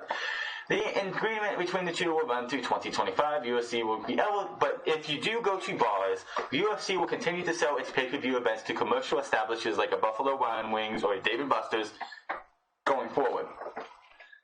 Now, this is not a WWE Network type thing where you buy the network and you can watch all pay-per-views no extra cost. This is, you have to buy the network, you have to buy ESPN Plus, and then spend another additional $60 for a pay-per-view. So there you go. If you are a UFC person and you don't go to bars, which why are you buying a pay-per-view at home? UFC is meant to be watched in a bar. I'm just saying. By the way, on the side note, Fox just got bought out by Disney. They own, so SmackDown Live is not just being on Fox, it's being on the Disney Presents Fox. And Disney owning Fox now has rights to WWE's movie catalog of shitty-ass movies. So I was wondering why WWE has the WWE Network, but we haven't seen any of the movies make it to the WWE Network. Now they're going to be distributed on Disney and all those other places. So the Marine series with The Miz can be seen on TV now. See No Evil, See No Evil 2 probably will not because those are just wrestling. But it is what it is. That's just a side note there. They actually, Disney and Fox actually did a video package or a commercial for them being acquired by Disney, and WWE was in that video package, so there you go. Disney now owns part of WWE. I'm just saying. Moving back into the world of WWE, tag team. A tag team is in a standstill in contract talks. Luke Gallows and Colin Anderson are currently at a standstill in their contract negotiations with WWE, according to PW Insider. The issue has led to the Good Brothers being pulled from all upcoming WWE live events. Gallows and Anderson are still scheduled to be on TV tapings and pay-per-view events, but they have been pulled from live events indefinitely. As noted, there's talk that Gallows and Anderson will leave WWE when their contracts expire this September. They reportedly turned down multi-million-dollar deals as they are not happy with how they have been used in recent years. WWE officials have been meeting with the Gallows and Anderson to discuss a new deal, as they have been with many other talent as of late. It was noted earlier this month they've already missed out on some live event dates because of how this initial contract meeting didn't lead to any agreements between the two sides. Gallows and Anderson won the March 12th pre-SmackDown Dark match over Sanity, but the last TV appearance came on February 5th, SmackDown edition, a loss to Rusev and Nakamura. It looks like the last non-television live event booking came in late February as they were defeating Sanity at weekend shows. Gallows and Anderson remain in talks with WWE about a new deal. It was noted earlier this month that the Good... Okay, we already had that one. Alright, the Good Brothers are determined to continue their pro wrestling careers outside of WWE. A lot can happen between now and September, but there continues to be a feeling that they will be leaving. As we noted last week, Anderson took to social media and apparently denied the reports by posting a video of his 7-year-old son, Silas. He said, "My dad said, don't believe everything you read." These two were ruined pretty much after the draft. These guys made their debut. They beat up on the Usos. They were put with AJ Styles after that to feud with Roman Reigns and the Usos. After that, AJ Styles brilliantly turned heel, and they feuded with John Cena, Enzo and Cass, I think. And then the club worked well together until WWE decided, we're going to put AJ on SmackDown and put these guys on and keep these guys on Raw. And they did nothing with them. And then, out of nowhere, they won the tag team titles for Monday Night Raw on the Royal Rumble pre-show, mind you. Held the titles and really didn't defend them at all. Took them into WrestleMania where the Hardy Boys won them in that fatal 4-way ladder match, which is probably the only highlight of the Good Brothers post-draft. And they haven't really done anything since. They did the Balor Club thing a little bit last year, right before the Superstar Shakeup. Balor should have turned heel. Of anything to bring the Shield back together. In 2016, I know Seth Rollins just came back from his knee injury, but this would have been the perfect way to bring the Shield back. And the only reason it didn't happen, I feel, is because Seth Rollins was not cleared in time. That is the only reason. So they took the Usos and put them with Roman Reigns, and it was the family versus the club. I think if we would have got the Shield instead, I think it would have been better than what we got in 2017, last year, and this year. Just my feeling on that. So, the Good Brothers leaving WWE, I would not put it past them. And I honestly think that those two would be better off going back to Japan or going to AEW or anywhere. Ring of Honor or Impact Wrestling, anywhere. This is, honestly, I think the third run that Luke Gallows has had in WWE. He was Fake Kane. He was Luke Gallows.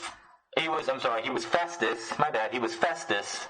Then became Luke Gallows with CM Punk. That's all one run right there.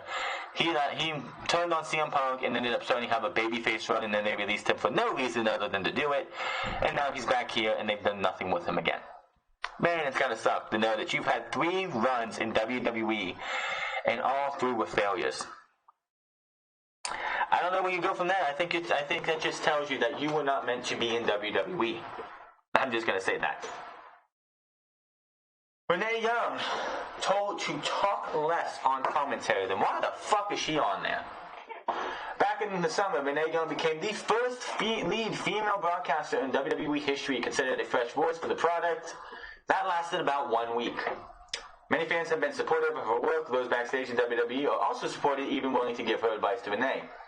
On the latest episode of her Regular Girl podcast with Stacey McGuinney, Renee talked with MANIA about advice she has gotten from other announcers within WWE. One piece of advice was given was to write the right times to speak. So I've been working with each week. I work with Tom Phillips this week. I work with Vic Joseph, but we go back and watch and listen to my commentary on Raw, on pay-per-view, or whatever, and dissect it. They give me pointers and et cetera, and it's extremely beneficial to me. But yeah, that was kind of the notes where they were like, you don't have to talk as much as you think you need to talk. Maybe just sit back and listen a little bit. It was like, okay, and that's like really no easy task for me. I'm so used to being like the talker and keep the ball afloat. So when I don't have that ball, I to keep it afloat. I think that's an uncomfortable spot for me, and then I end up just like diarrhea of the mouth because I don't have a firm grasp on what's happening. Renee has been with WWE since 2009. During her time with the company, she has done backstage and in-ring commentary for NXT, pay-per-view shows, and Raw and SmackDown. Before that, she was a correspondent with The Score. Renee Young she was a fresh voice for a week because Jonathan Coachman was just absolutely insufferable, completely. She did have they put her on commentary the first time, and then it was because Coach was off doing a golfing thing.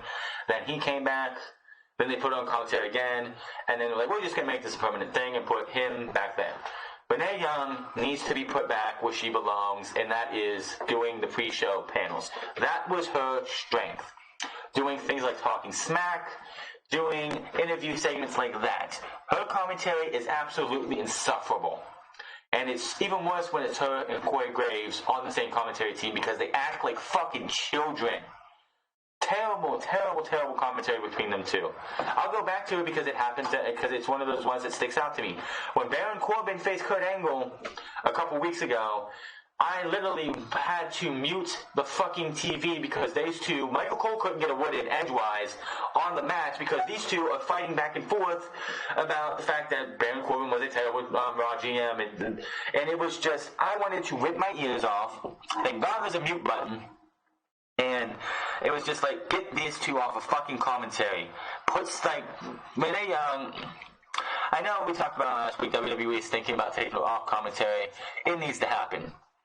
The reason they're not doing it yet is because they know as soon as they do, they're going to get the social justice warriors are going to come out in droves if you don't have a valid reason why you're taking her off. And even if you say her commentary fucking sucks, and her commentary fucking sucks, people are going to come out, the SJWs are going to just come out in droves and be like, oh, WWE's sexist, they don't want a women, this woman is doing a good job, how could you take her off of commentary? And then blah, blah, blah, blah, blah. And half the people who are even making these remarks don't even watch the fucking product, so they have no right to fucking judge, but they're going to judge anyway. WWE is in a very bad position when they put Renee Young on commentary. Unless she knocked it out of the park, they put themselves in a bad position because if they want to take her off for any rhyme or reason, any valid reason, social justice warriors are going to come out and ridicule WWE. And not all press is good press, by the way. By the way, I'm drinking some Black Label by Mountain Dew. Just something to drink, keep the throat going.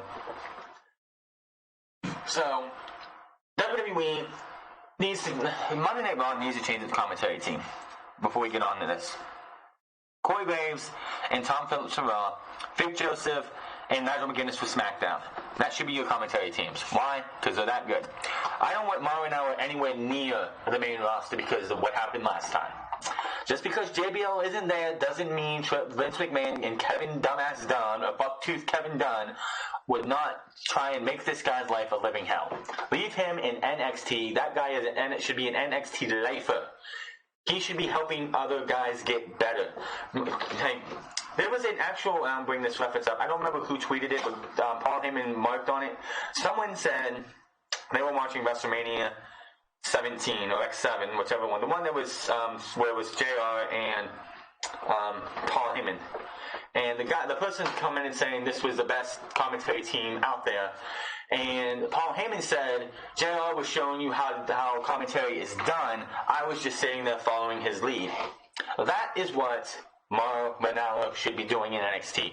You have Percy Watson, Nigel McGuinness. Nigel should be moving up to the main roster to do commentary on SmackDown. Percy can stay down there too. Bring somebody else in that Mauro Ranallo can help nurture and build, so when they need to bring them up, they can. Michael Cole can go. He needs to fucking go. It has been talked about for years that he is going to be stepping away soon, but it hasn't happened yet. It needs to fucking happen. Listening to Aleister Black matches and Ricochet matches when DIY was on the main roster, being called by Michael Cole, just feels so wrong. Tom Phillips, Michael Cole on Raw. No, not Michael Cole. Corey Graves and Tom Phillips on Raw. And then Vic Joseph and Nigel McGuinness on SmackDown. You want to keep Percy Watson and, well, Aiden English is actually not a bad thin man on the Cruiserweight on 205 Live. You want to have him and somebody on 205 Live? Fine. Percy Watson and him, if you want to figure out how you want to do that, fine. I think those two could do fine together. Get rid of these three-man booths. Attitude Era. Ross and King did the majority of Monday Night Raw. You had Jerry Lawler and Michael Cole on SmackDown until the Attitude Era, when SmackDown started. The Ruthless Aggression Era, you had Cole and Taz on SmackDown, JR and the King on Raw majority of the time, minus the time that they brought Al Snow and the Coach in to take him over, which was kind of fucking stupid. But the majority of that time, you had two-man groups. Why the fuck we need three guys, or two guys and a woman, is beyond me. Two is all you need. One play-by-play, one color. It ruins the show. Commentators are supposed to make you, like those at home watching this, feel like you're there. Bring you up to speed. Bring you, like, if you watch an NBA game on TNT and you have Marv Albert on there, and Kenny the Jet Smith, or not Kenny the Jet Smith, Marv Albert and Reggie Miller, that's a great show. It is. It's not Marv Albert, it's the other guy. But if you have, what's his name? I can't remember who the other guy is. It's not Marv Albert, it's the other guy who's been there and has done a lot. If you have him and another guy with him, you are watching the best damn commentary booth for basketball. If you hear, like the NHL, it's like if you have, I'm really struggling here and I should have got this shit in, but if you have the NBC, the NBC broadcast of the NHL, or if you're playing the NHL games, you have the NHL commentating god. I can't remember his name off the top of my head, but he makes you excited for an NHL game. Baseball, I'm not too big on. Football, there's a dime a dozen, but those two, you have some of the best commentators out there. If you have the right guys or women in football, basketball, baseball, or hockey commentating on those shows, it's usually just a two-man booth. But when it's those two men or women in their booths, then you sit there and you see excitement. You hear the excitement in the game.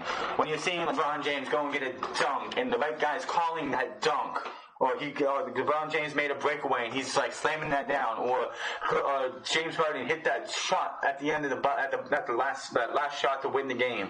If the right guy's calling that, it feels freaking awesome. Mike Green during the finals, when he gets those calls like the bang, when he says that bang, right, you just get that feeling of, wow, that was a great shot. WWE, when you watch Raw and you watch SmackDown and you have Corey Graves not even caring about the match much, either falling over Mandy Rose or taking shots at Byron Saxton, it just kills the mood of the show. I mean, yeah, when King did it back in the 90s, he was consulting people, and JR and King played off each other real fucking well. Real well. Whereas Corey Graves and Tom Phillips, they play off well together because for the majority of their run in NXT, it was just those two. Percy Watson didn't get added until Corey Graves was coming up and Tom Phillips was coming up.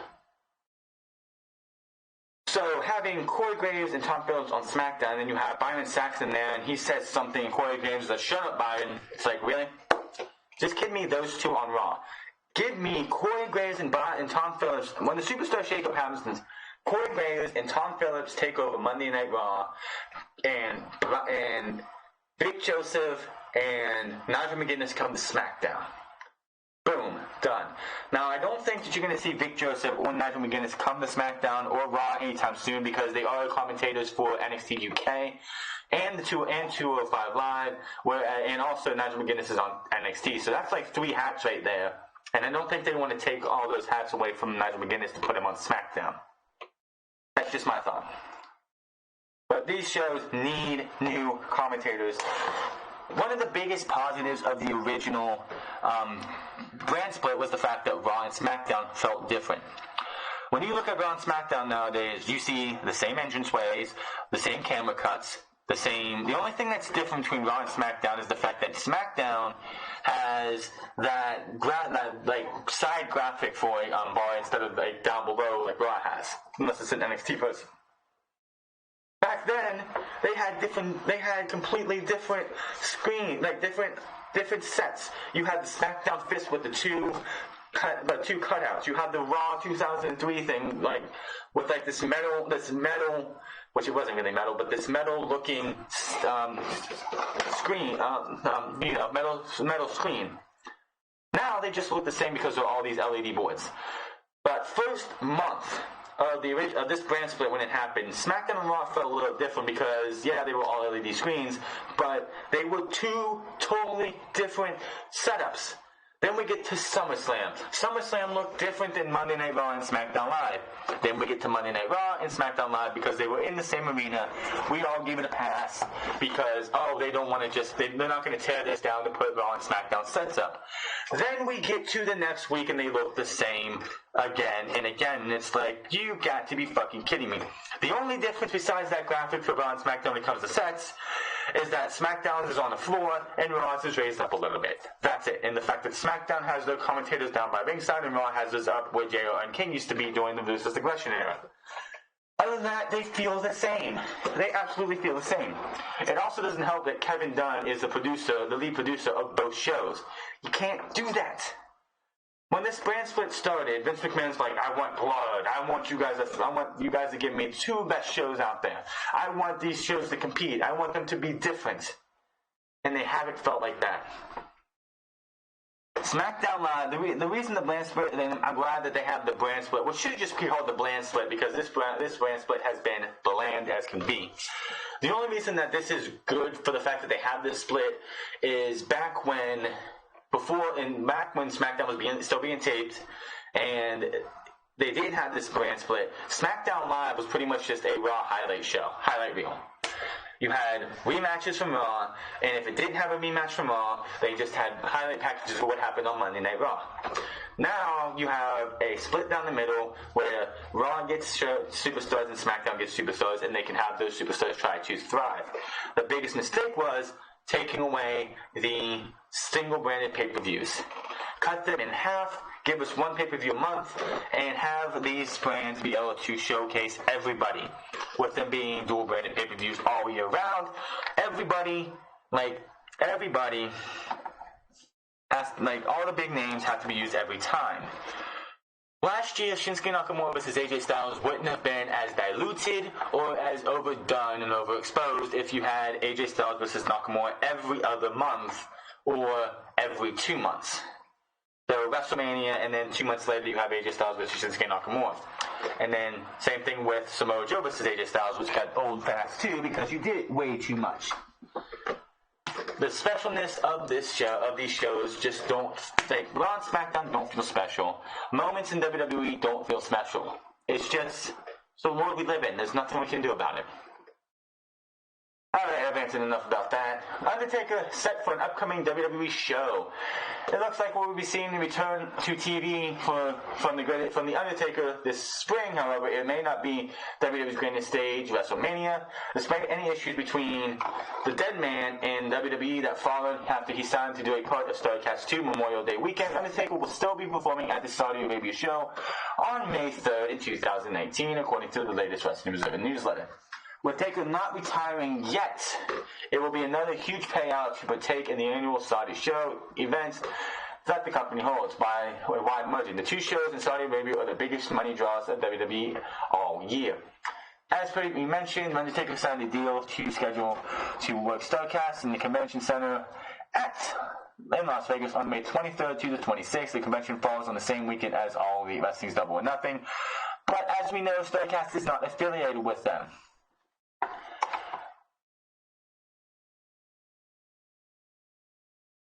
All I gotta say about this is this.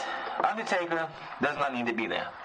I really hope that Prince in Saudi Arabia does not expect to see The Undertaker every year, twice a year for 10 years. Because it's not gonna fucking happen.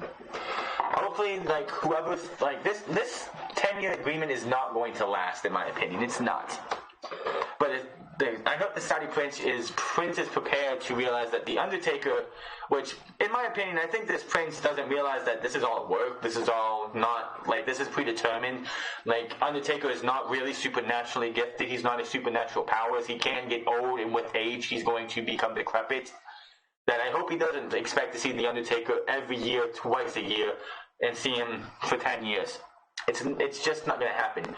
This show coming up in May should be I wanted The Undertaker to be retired after he lost to Roman Reigns. That was a great send-off. Hats down, jacket down, gloves off and down, walks out as Mark Calloway with his hand fist raised, and he falls down. He goes down below. WWE ruined that because of Saudi Arabia. That was exactly what they did. WWE ruined that and took that away because of Saudi Arabia.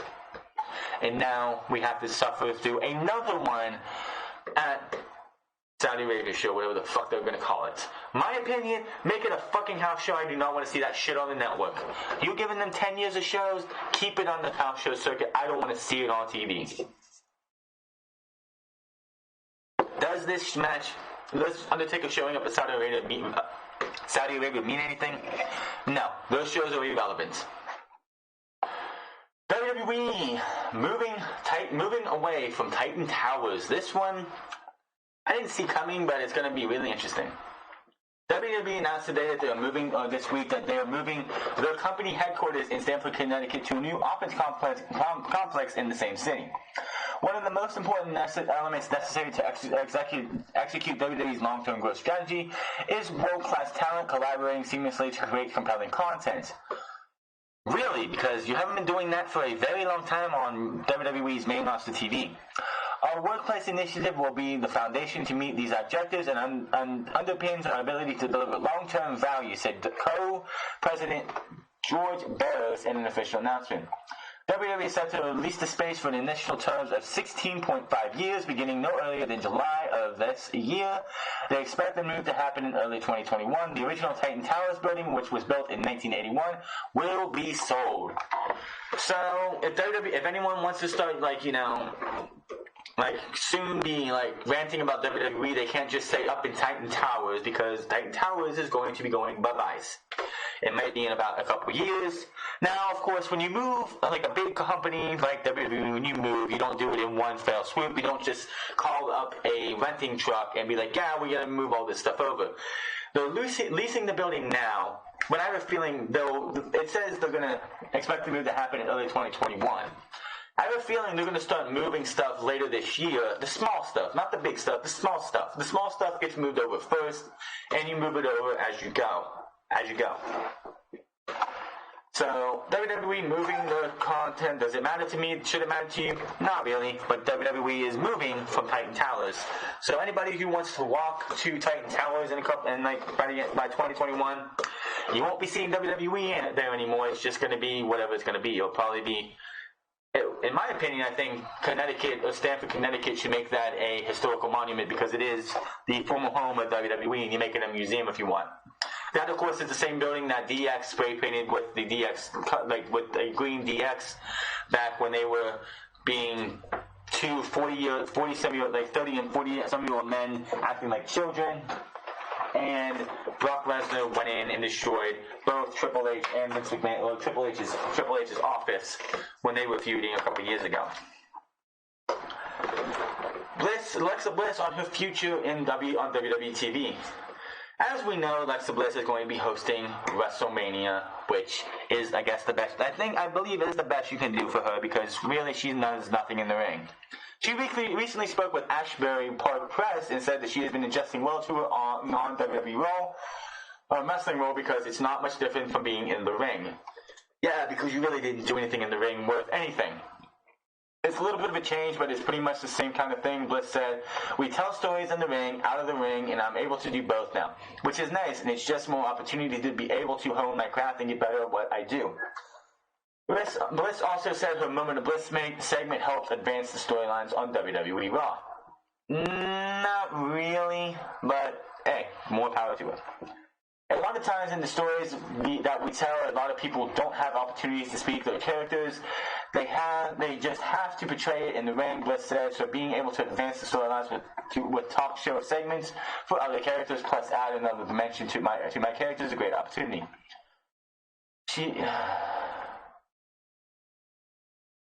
So, there is that. So, Alexa Bliss, who, of course, has been sidelined multiple times with concussions. I already said this a couple months ago. I don't think she's going to be a full-time wrestler again. Unless, well, for now. As we know, Daniel Bryan in 2016 had to retire for about a year and a half, for almost 2 years due to concussions. He had to fight to get his chance to come back, and he eventually did. And he is best heel on SmackDown Live, and one of the best heels. He was the best heel on WWE's main roster TV, and second behind Tommaso Ciampa for 2018. Alexa Bliss, I don't know what they're going to do with her, but she is going to be. I could honestly see if they wanted to replace Renee Young on commentary. I honestly think Alexa Bliss would probably be better. She is good on the mic. She has great mic skills. Better than her wrestling skills, I will say that. But Alexa Bliss did come back into the Royal Rumble. And then she had a tag team qualifying match for the Elimination Chamber to crown the first ever WWE Women's Tag Team Champions. And she probably got hurt in that match because she faced off against the Samoan Steakhouse or the Samoan Snorehouse in Nia Jackson and Tamina. And she hasn't wrestled since. So it would not surprise me if that would be her last match for the foreseeable future. It is football talk as we have the XFL LA names the team president, but they have not named a coach yet, so someone explain this one to me. The XFL announced that Heather Brooks Karatz will be the president of the league's Los Angeles team. Karatz's role with the team involves fan engagement, business opportunities that includes working with the following departments: ticket sales, corporate partnerships, marketing, content communications, community relations, and game day experience.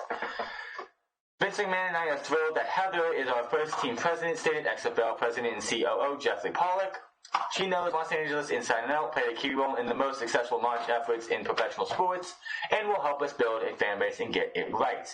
Before joining the XFL, Karatz was the executive vice president and general counsel for the Los Angeles Football Club. Before then, Heather was the senior vice president of Relatively Sports LLC and an attorney for the NHL. She was also a law clerk for the NFL Management Council, showing a unique experience within football. Heather received her law degree in 2009 when attending UCLA. Before then, she had a bachelor's of arts in Spanish during her time at the Vanderbilt University. She said, and I quote, "I am grateful for the opportunity to launch a team that is authentic to Los Angeles," Grass stated. The XFL's mission is to put the fans above all and bring new thinking not only to the game, but to how we engage fans and their families, connect with the community through a love for football, and manage in every aspect of our operation. Starting from scratch means our perspective can be fresh, and I can't wait to start creating a new team for the LA market and entire community. The inaugural season begins on February 8, 2020. The XFL's LA team will be inside Dignity Health Sports Park in Carson, California. A head coach has not been announced yet.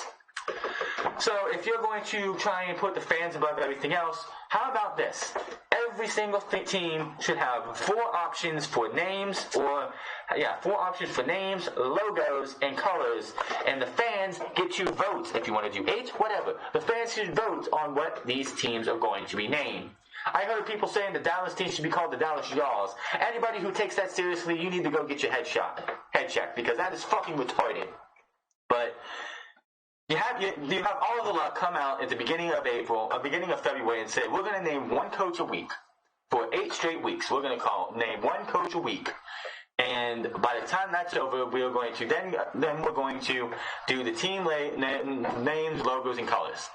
We have gone 2 weeks in a row, and we have yet to have one coach named since Mark Trestman was named on March 5th.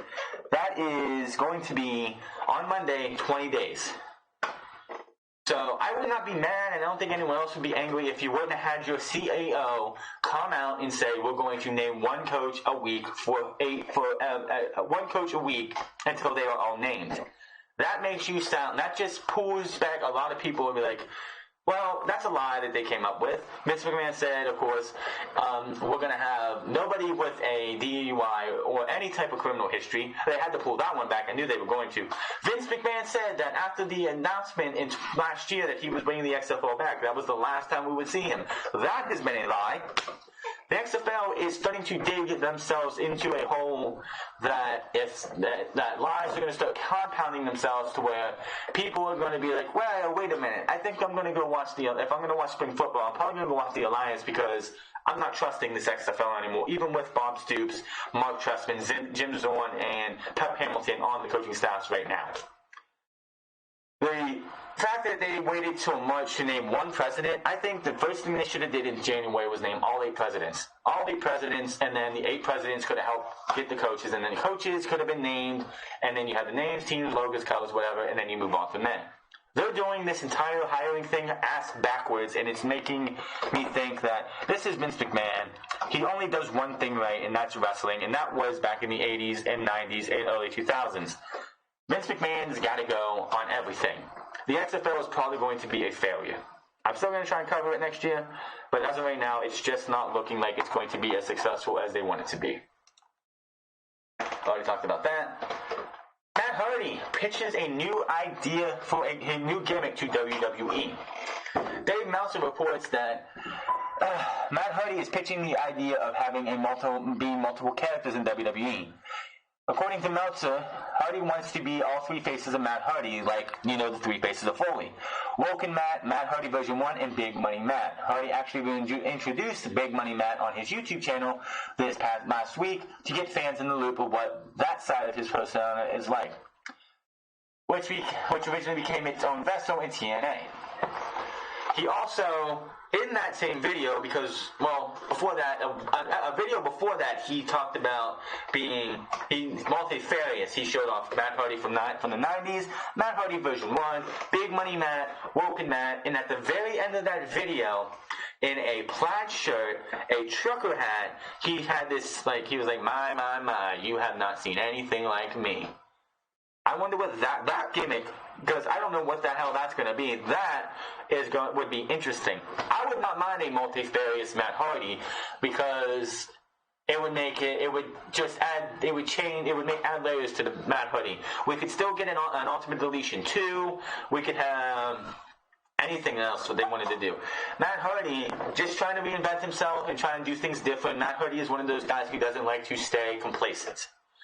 We need a lot more of that in WWE. This is the problem with the main roster. A lot of superstars are very, very complacent. They have the money, they have the money, and that's all they care about. Hey, I'm getting paid X amount of dollars to just sit on my ass and do nothing. I'm fine with that. I can go buy a sports car, I can go here, I can go there. And that is the problem with a lot of WWE. The reason why a lot of guys don't do anything in WWE is because they don't care. They got the money, and they're going with it. Matt Hardy is not one of those guys. Matt Hardy is from a different generation than a lot of these superstars in WWE. He comes from a generation where you have to work your ass off, and if you're starting to feel complacent, you evolve and you change. That's why he's been Matt Hardy version 1. Big Money Matt. Matt Hardy, broken Matt Hardy. Woken Matt Hardy. multifarious Matt Hardy, which you don't know who he's going to be. Jeff would love nothing more than to do the same thing in WWE, but WWE will not allow Jeff Hardy to be nothing more than Jeff Hardy. Jeff wants to be Willow. Jeff wants to be Itchweed. Jeff wants to do all these other things to be different, but WWE won't allow him. I would love to see Willow come to WWE and be used right. I would love to see that Big Money Matt come to WWE. Would I want to see Woken Matt 1 week, Big Money Matt 1 week, and then Matt Hardy version 1 week? Not really. It's like he's Matt Hardy from the 90s right now. Hardy Boy is Matt Hardy. Let that run till after WrestleMania when they win. If they let that run until they lose the tag team titles, and when they lose the tag team titles, he goes off and out comes Matt Hardy version 1. I'm sure a lot of people who were there back when, OG Matt Hardy version 1 fans would probably pop for the Matt facts coming on the screen. The only thing is, they would have to change the player that they use because that player that they used back in the day is out of date. It would look so bad. But I'm sure WWE could come up with something. There was actually a picture Matt Hardy put on Twitter of himself, comparing himself from Matt Hardy version 1 when he was Matt Hardy version 1 to today. And it's just, wow, the way he looks, it's just like, wow, he looks so different. I believe we're on the last one for WWE News and we'll move on. No, we have 2 more. This one, you remember last week when I talked about 2 superstars in NXT getting rave reviews? One was Eric Bugenhagen, and the other one was Stacey Irvin Jr. Well, one of those guys asked for the release after a concussion scare, and it was not Eric Bugenhagen. NXT superstar Stacey Irvin Jr. recently requested his release from the company, according to Squared Circle Sirens and Pro Wrestling Sheet. The former gymnast who signed with WWE in 2018 and made his in-ring debut in September of that year. He then made his TV debut on January 30th tapings, teaming with Humberto Carrillo for a loss to the Street Profits. He often works NXT's live events in Florida. But unfortunately, Irving reportedly requested his release after going through a concussion scare. According to Casey, he was reportedly giving some time to think about the release, but people in WWE and NXT believe that he is 100% done. It was also noted by Pro Wrestling Sheet that Irving is planning on thinking things over before making a final decision about leaving. It was just reported this past week via the Wrestling Observer newsletter that both Irving and Eric Bugenhagen have been receiving rave reviews behind the scenes and as up-and-coming WWE talents. Irvin recently changed his Twitter profile and his social media accounts no longer mention NXT or WWE. So, first off, health is everything. Health is everything. So if he feels like if it was a concussion scare and it was a bad one, and he feels like this is not the work for him anymore, then WWE is just going to have to realize that, hey, that's what he feels. There's nothing else you can do about it. That is just how you go. It's what you have to do. So WWE will have to think, if I was WWE, I would give this guy his release. If he doesn't want to do this anymore because of that concussion scare, more power to him. Your health comes before anything else. If he feels like this is not something for him anymore, then what can they do?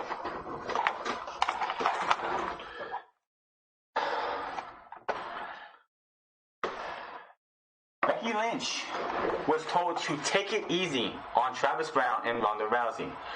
Lynch took to Twitter this afternoon and took this week or this afternoon, I think it was on actually Thursday, and took a shot at Raw Women's Champion Ronda Rousey and her husband Travis Browne. Lynch said that she has been told to go easy on Browne and Rousey because they were getting upset. Sharing a photo of Rousey and Browne from Monday's Raw, Lynch wrote, "Look how tough they are, rawr. But I'm told to go easy on them because they're getting upset. A hashtag true story." I'm not surprised, really. WWE, Becky Lynch is vicious. Becky Lynch has been very vicious, and she has been owning Ronda Rousey since day one. She owns Ronda Rousey every time they're on Twitter. Ronda Rousey tries to fight back or tries to challenge Becky Lynch to being the Twitter queen, and Becky Lynch just makes her look like a fool every single time. It would not surprise me for WWE to go easy. Like, I would not surprise me for WWE to tell Becky Lynch to go easy, for the simple fact is, Ronda Rousey could just be like, you know what, this bitch has been saying shit about me over and over, I'm going to shoot on her at Wrestlemania. I don't see her doing that because Ronda Rousey is professional, is as professional as can be, but you never know. WWE doesn't want that to happen, where Ronda Rousey is so pissed off that she goes into a WrestleMania match and legitimately hurts Becky Lynch. That's what they're going for that. So, that is all your WWE news. We do have a little bit of AEW news for this week. Jim Ross was on Outside the Lines on Thursday. And just weeks after announcing he'd soon be parting ways with WWE wrestling legend Jim Ross has confirmed he's in talk with All Elite Wrestling. I saw the clip, I saw the video on YouTube, and the host of Outside the Lines for that episode just threw it out there. He's like, what you doing next? Are you going to be signing with, are you talking with AEW? He just threw it out there. Are you going to AEW? Just nonchalantly, are you going to AEW? He says, we're talking. I just haven't signed anything yet. Said during an interview on Thursday's episode of Outside the Lines, my people and their people are doing their thing. As previously reported, the Hall of Famer sounded confident that they wouldn't be out of work for long when he announced his departure on the episode of his podcast. He did also say that he and Vince McMahon had a talk about this. And he said, we're talking, the only agent I know was a State Farm agent in Oklahoma, which is insurance, to people who don't know what that is. Because I believe Walt Culture put a video out about this already, and they didn't know what a State Farm agent was, so apparently they don't know what insurance is. Maybe they don't have insurance in the UK. I don't know. But he did say that they're talking, and now he has an agent, a real agent, and the agent is working on it. Jim Ross cannot talk. AEW cannot actually talk to Jim Ross yet because he's still under contract with WWE. He cannot go on Outside the Lines. Honestly, I think that could be considered contract tampering. If he's saying that, if he's saying my agent's talking to AEW, that's one thing. He can't talk to AEW yet because he's still under contract with WWE. That is 100% contract tampering, and if WWE was to get wind of that, AEW would be in a lawsuit really quick. It doesn't matter if it's JR or anybody. That if they're under contract with WWE, that is still contract tampering. Will he be in AEW? 100% most likely. Do I want to see JR on weekly television as a commentator? No. Big pay-per-views and stuff, fine. But JR on major JR should be the behind the scenes guy during Tuesday Night Dynamite, which I'm still, if that's the TV show, I still have to get used to that. That is an awful name. But JR should be the guy backstage getting these guys, or helping the commentators get better and improve themselves. Him on regular TV, I don't know. I don't know if it would be good. He's not the JR that we known from years ago. His bookings that he had in WWE over the last 2 years, since the Mae Young Classic, the first Mae Young Classic, it was just, it sounded like he was just not into it at all. It was, of course, it was just a couple months after his wife died. You don't know how much he was still grieving at the time. But maybe he'll be better in AEW. Maybe a breath of fresh air. Who knows? We'll have to wait and see. But him going to AEW, he did mention he would like to do radio for college football and stuff. And it would not surprise me if they go to Turner. If they go to Turner for All Elite Wrestling, that JR is not in a commentating booth for college football, because I do believe TNT or Turner gets some college games. I don't think it's Oklahoma, I know that. But it would not surprise me if they go to Turner, he's not doing some kind of commentary thing outside of baseball, outside of wrestling for anything. He wanted to do radio for college football, which it could happen. It could happen. You just never know. We do have a little bit coming out of on the last episode of Road to Double or Nothing. I wanted to talk about last week's episode of Road to Double or Nothing, but nothing really got talked about, so was nothing there. The AEW signs former Knockout champion, and we do get a tease of the AEW championship and what it's going to be based off of. On the latest road to Double or Nothing, it was announced former Impact Knockouts champion Allie, the Demon Bunny, has signed with AEW. And Allie meeting with Brandy Rhodes and getting ideas on what her new wrestling gear will with former WWE seamstress Sandra Gray. Allie spoke about how she first got into wrestling and how she's looking forward to working with All Elite Wrestling. She said, and I quote, "Going forward, I really want to make my mark here in AEW. Allie said, I feel like even though I have those opportunities, I feel like now I just want to show people that I can do what I can do, and I don't know if I had that chance before." Allie originally appeared in Impact back in 2013 and signed a contract with them in 2016. Wrestling Inc. has reached out to the Impact Wrestling promotion to see if Allie will continue with the promotion, and will update if we hear back. And it has been confirmed, though. Allie and Impact Wrestling are finished. In Allie's last appearance will have aired on Impact Wrestling by the time you guys see this. The report states that she knew back in January the company wouldn't be renewing her deal, and as they looked to refresh the roster, Allie was said to be well liked and ended up keeping the news mostly to herself. So when the signing was broken that she would be going to AEW, many in Impact were made aware of it by that. We do have, it's on here somewhere. Oh yeah. So Allie is no longer going to be in Impact Wrestling. Her final appearance was this past Friday. And I don't get Pursuit, and I watched a lot of stuff for Impact through the YouTube page. And they just did the angle where Rosemary won Allie's soul back from Su Yung. And I don't even think they're going to get a proper conclusion to that, because her last appearance was this past Friday. I'll have to check to see what they have on there. But it will be interesting to see what happens with Allie. She was Cherry Bomb before she came to Impact Wrestling, so I can't wait to see what she does. I do like the Demon Bunny thing. I think that was pretty good. I think it'll be really cool. But we'll see what she does, and I'm actually pretty happy to see Allie, and it's a great gift. Also in that video, Brandy Rhodes is talking to the belt maker for the AEW Championship.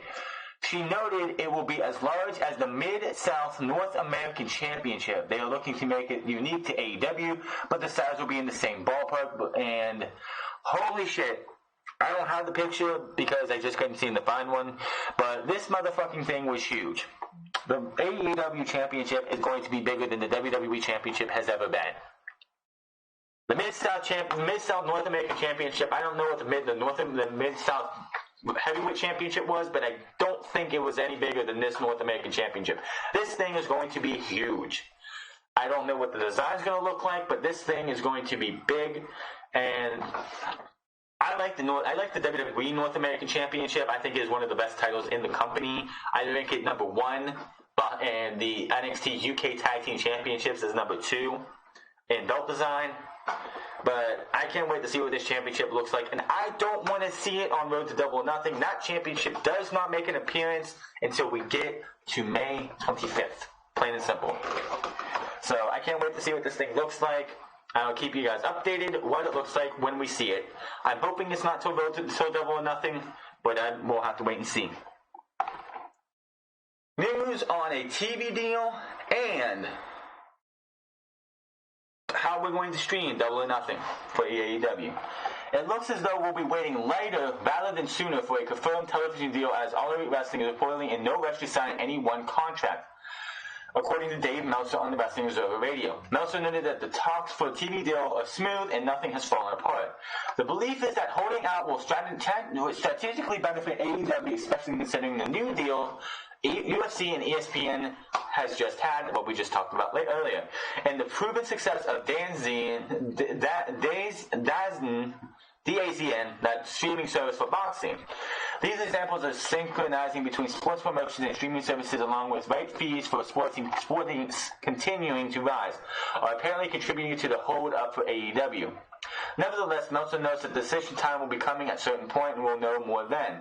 Regarding AEW's upcoming Double or Nothing, as we finish the show up, Meltzer noted that he is certain that there will be a streaming component involved so people can watch along at home, as well as the traditional option of watching on pay-per-view.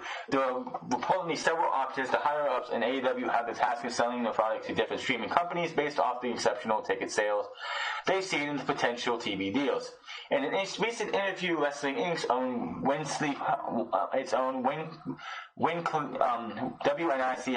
podcast, AEW Vice President Cody Rhodes mentioned that a major TV deal remains an important aspect of AEW's ongoing exposure. Rhodes expounded only a bit further, claiming that the potential deal could create a massive shift in the pro wrestling industry. Yes. And of course, as we know, AEW Double or Nothing on May 25th from MGM Arena in Las Vegas. AEW, I do not expect a TV deal until after Double or Nothing. I didn't expect it anyway. I don't expect a TV deal for AEW until at least Fight for the Fallen or after that, which is going to be the next pay-per-view, which is where Bea Priestley will make her debut. So, it's fine. Them bringing out a TV deal right now, or talking about their close to signing a deal, I think would hinder a little bit of Double or Nothing. Double or Nothing should be their focus. They should be laser focused on Double or Nothing for the most part. Brandy can make their acquisitions for Fight for the Fallen, because I'm pretty sure this card is set for AEW. Fight for the Fallen is where if they want to do more, it's fine. The championship, I don't want to see a single. We could tease it. But I don't want to see the title belt itself until we get to Double or Nothing, or Fight for the Fallen if you want to do that.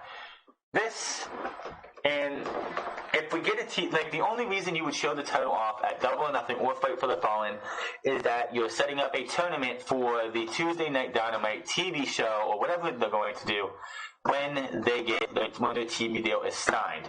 Now, of course, with this being as it is, I'm sure Dave Meltzer, Ryan Satin, or anybody else, Dave Meltzer, Brian Alvarez, or somebody will have the scoop on the TV deal before it's actually announced.